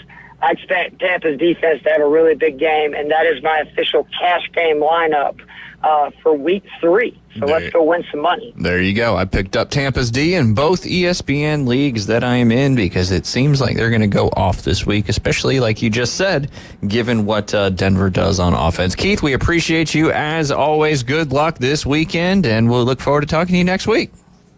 All right, boys. David, don't let Ryan get too out of control, okay? I know how wild he gets when Jay's not there. Yeah, no, it's something we've been trying to keep tabs on. It's tough. It's tough. No pop intended. There you go. Take care, Keith. We'll talk to you next week.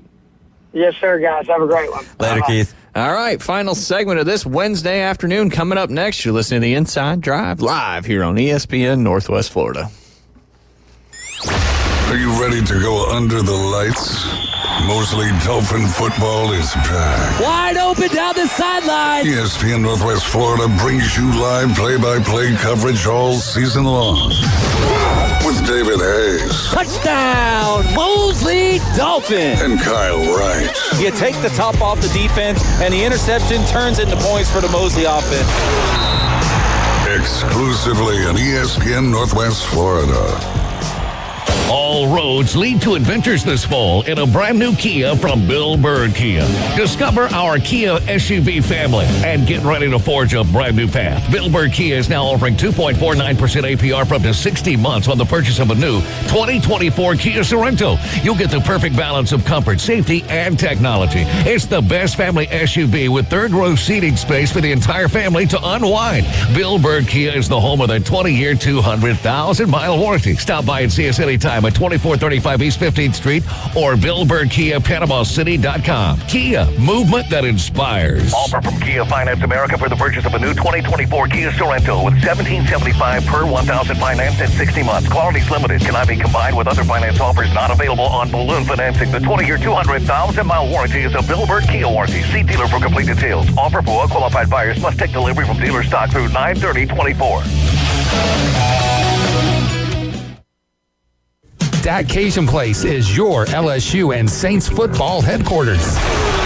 Saints and LSU fans, wear your team colors and score a free Jell-O shot when your team scores a touchdown. Only at Dat Cajun Place. Get $5 pitchers on select draft beers during all live football games. Catch all the games at once with the NFL package on 27 large TVs at Dat Cajun Place. And the best wings on the beach. The locals' favorite, Dat Cajun Place.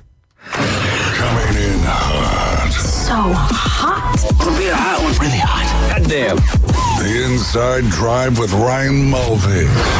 Live from the Bill Kramer Chevrolet Buick GMC and Kramer Marine Outdoor Studios on ESPN Northwest Florida.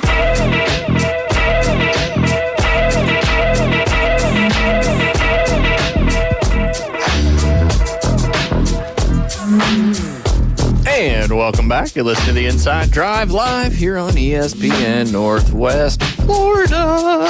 All right, some local action from last night, and then coming up tonight, gonna be living in the volleyball world here. Last night we had need more people to report scores is what I need them to do on Max Preps. All I've got is Bozeman beating Rutherford 3-0. Liberty County played North Bay Haven, and Mosley played Bay, but I don't have a score reported. So if you want to text in or comment on Facebook, that would be fantastic.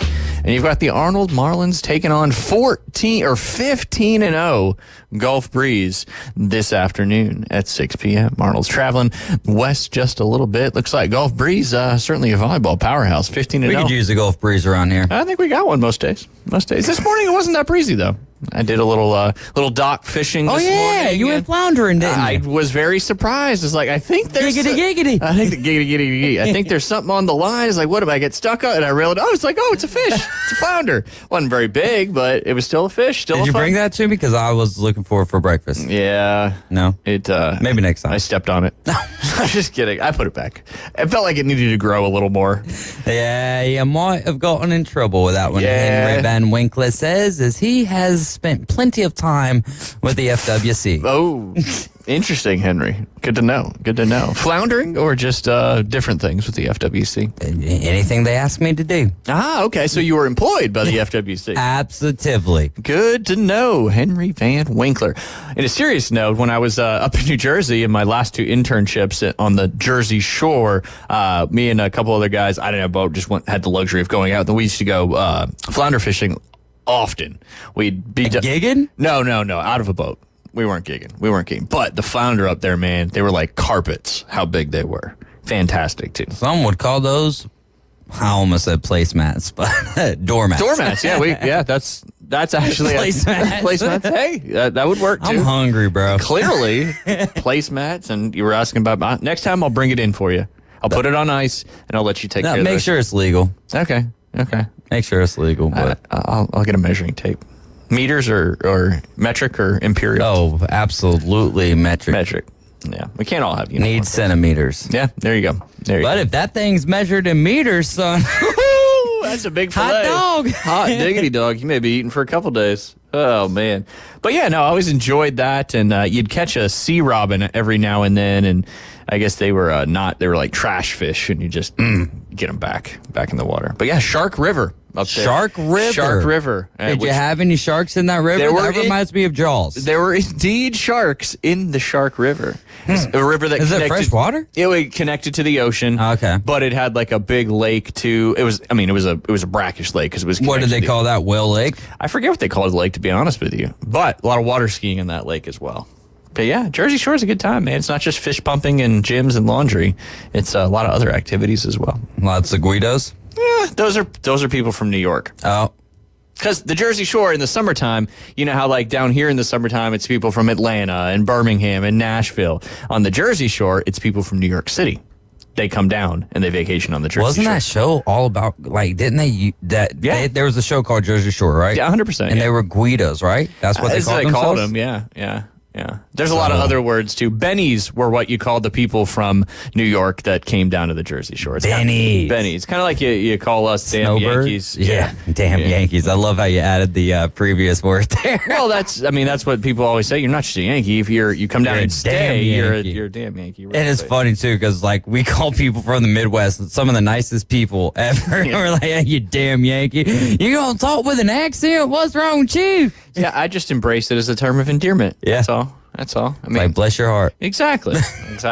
My dad took a while to get that saying down once he came south. He always said, bless your soul. And it's like, Dad, that's for dead people. Bless your heart is like when you say, oh, bless your heart. No, he'd always say, like, basically when he met Beth, right? Because she has all those terms. Soul. And then he'd start saying that. It's like, that's not right. The people you can say that when they're past. But you can't say that when they're present. When they're present, because their soul is still here. I don't know. Anyway, little fun fact there from Papa Mulvey. Friday, or coming up, the Escambia homecoming game there for Mosley. The theme is Dress to Impress. Well, I won't be doing that. Come on. I mean, come on. You do that every day. Exactly. Look at you today. You got the baby blue, the polo, the golf. Making Jay feel good. God, making Jay feel good. This outfit brought to you by Ryan Mulvey. Brought to you by being invited to play in the Gulf Coast State Golf Tournament out there. That's where that outfit is brought to you by. But, yeah, might be a good outfit to do some yogging in. You got oh, goodness. You got to work on my symptoms. There you go, your symptoms. Oh, man. This is what I was going to talk about going into this final segment. It's been a fun day, even though Jay is not here. A little NIL action. A little bit of a lull, but we're back. Oh, yeah. Well, yeah, no. But an informative lull for those that were craving that type of information. But we talked about the playoff percentages early. The team at number 4, the Tennessee Volunteers have I think it was a 73% chance to make the college football playoff. But they're starting to occupy some rare space in the sport. Obviously, they boast a rich history, a massive fan base, and few elite results in this current century. But the Tennessee Volunteers are now acting like a refreshed powerhouse on and off the field.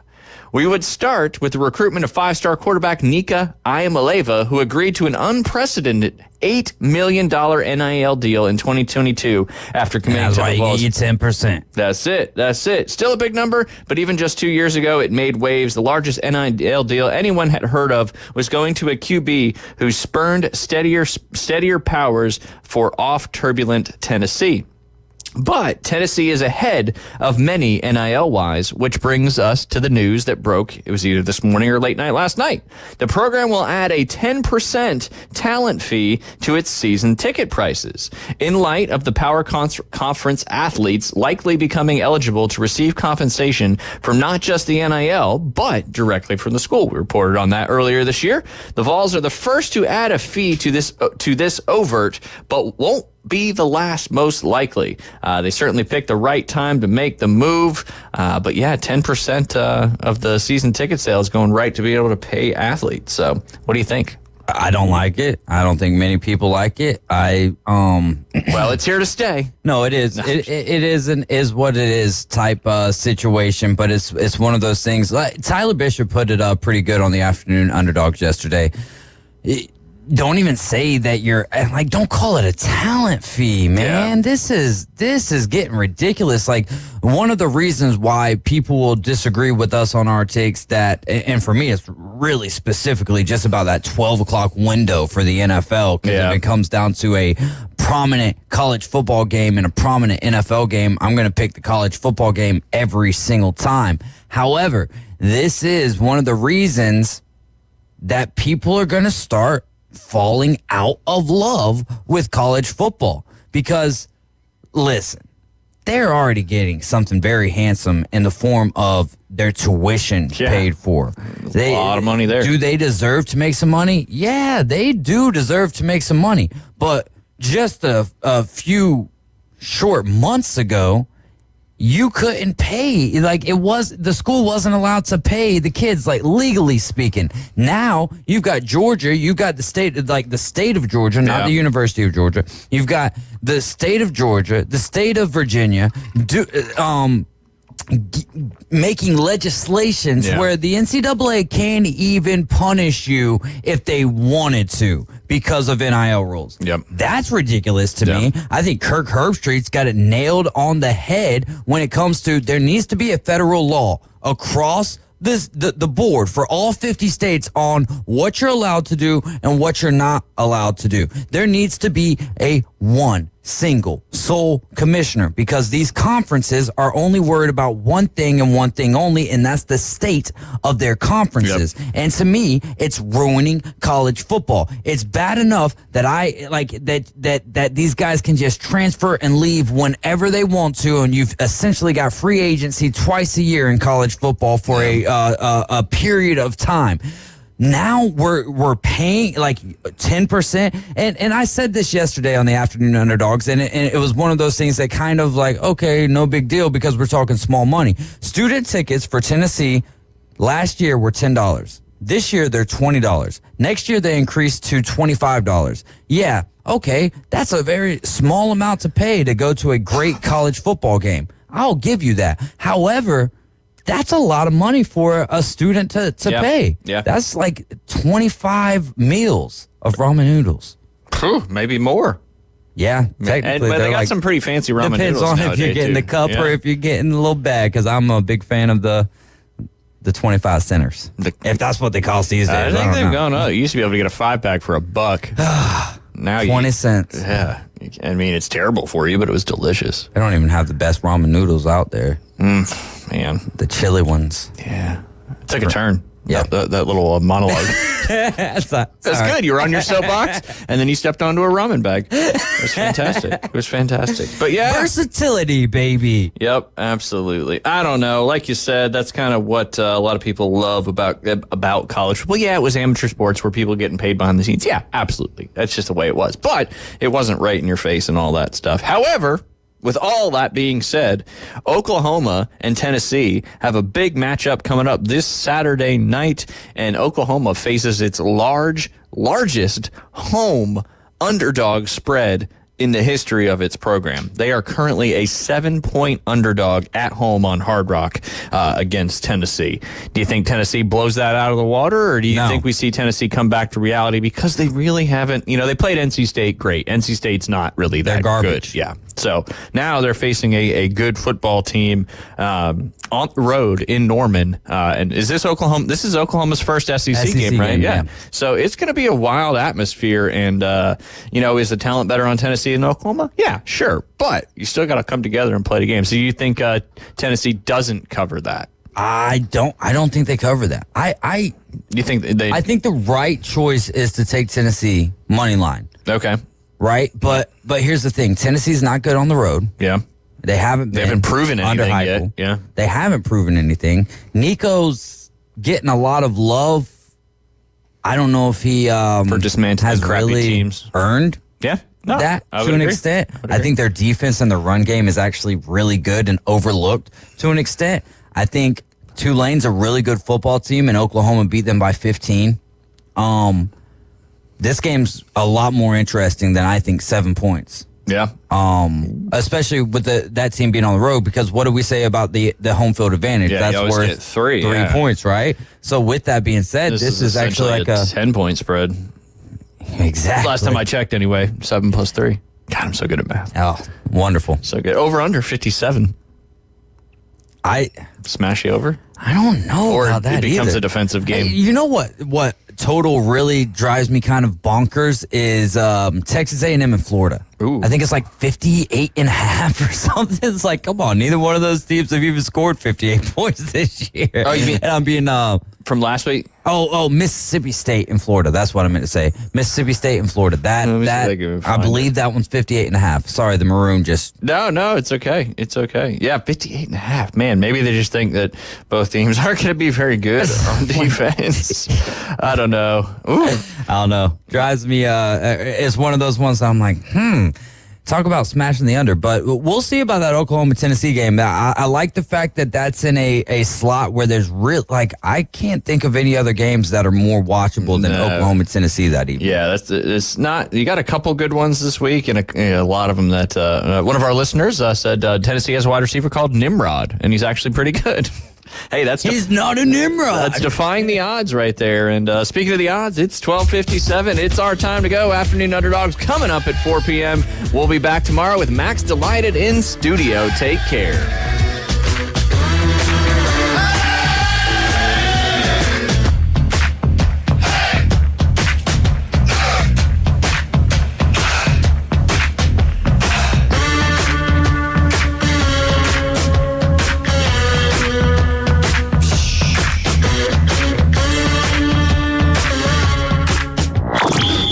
ESPN Northwest Florida.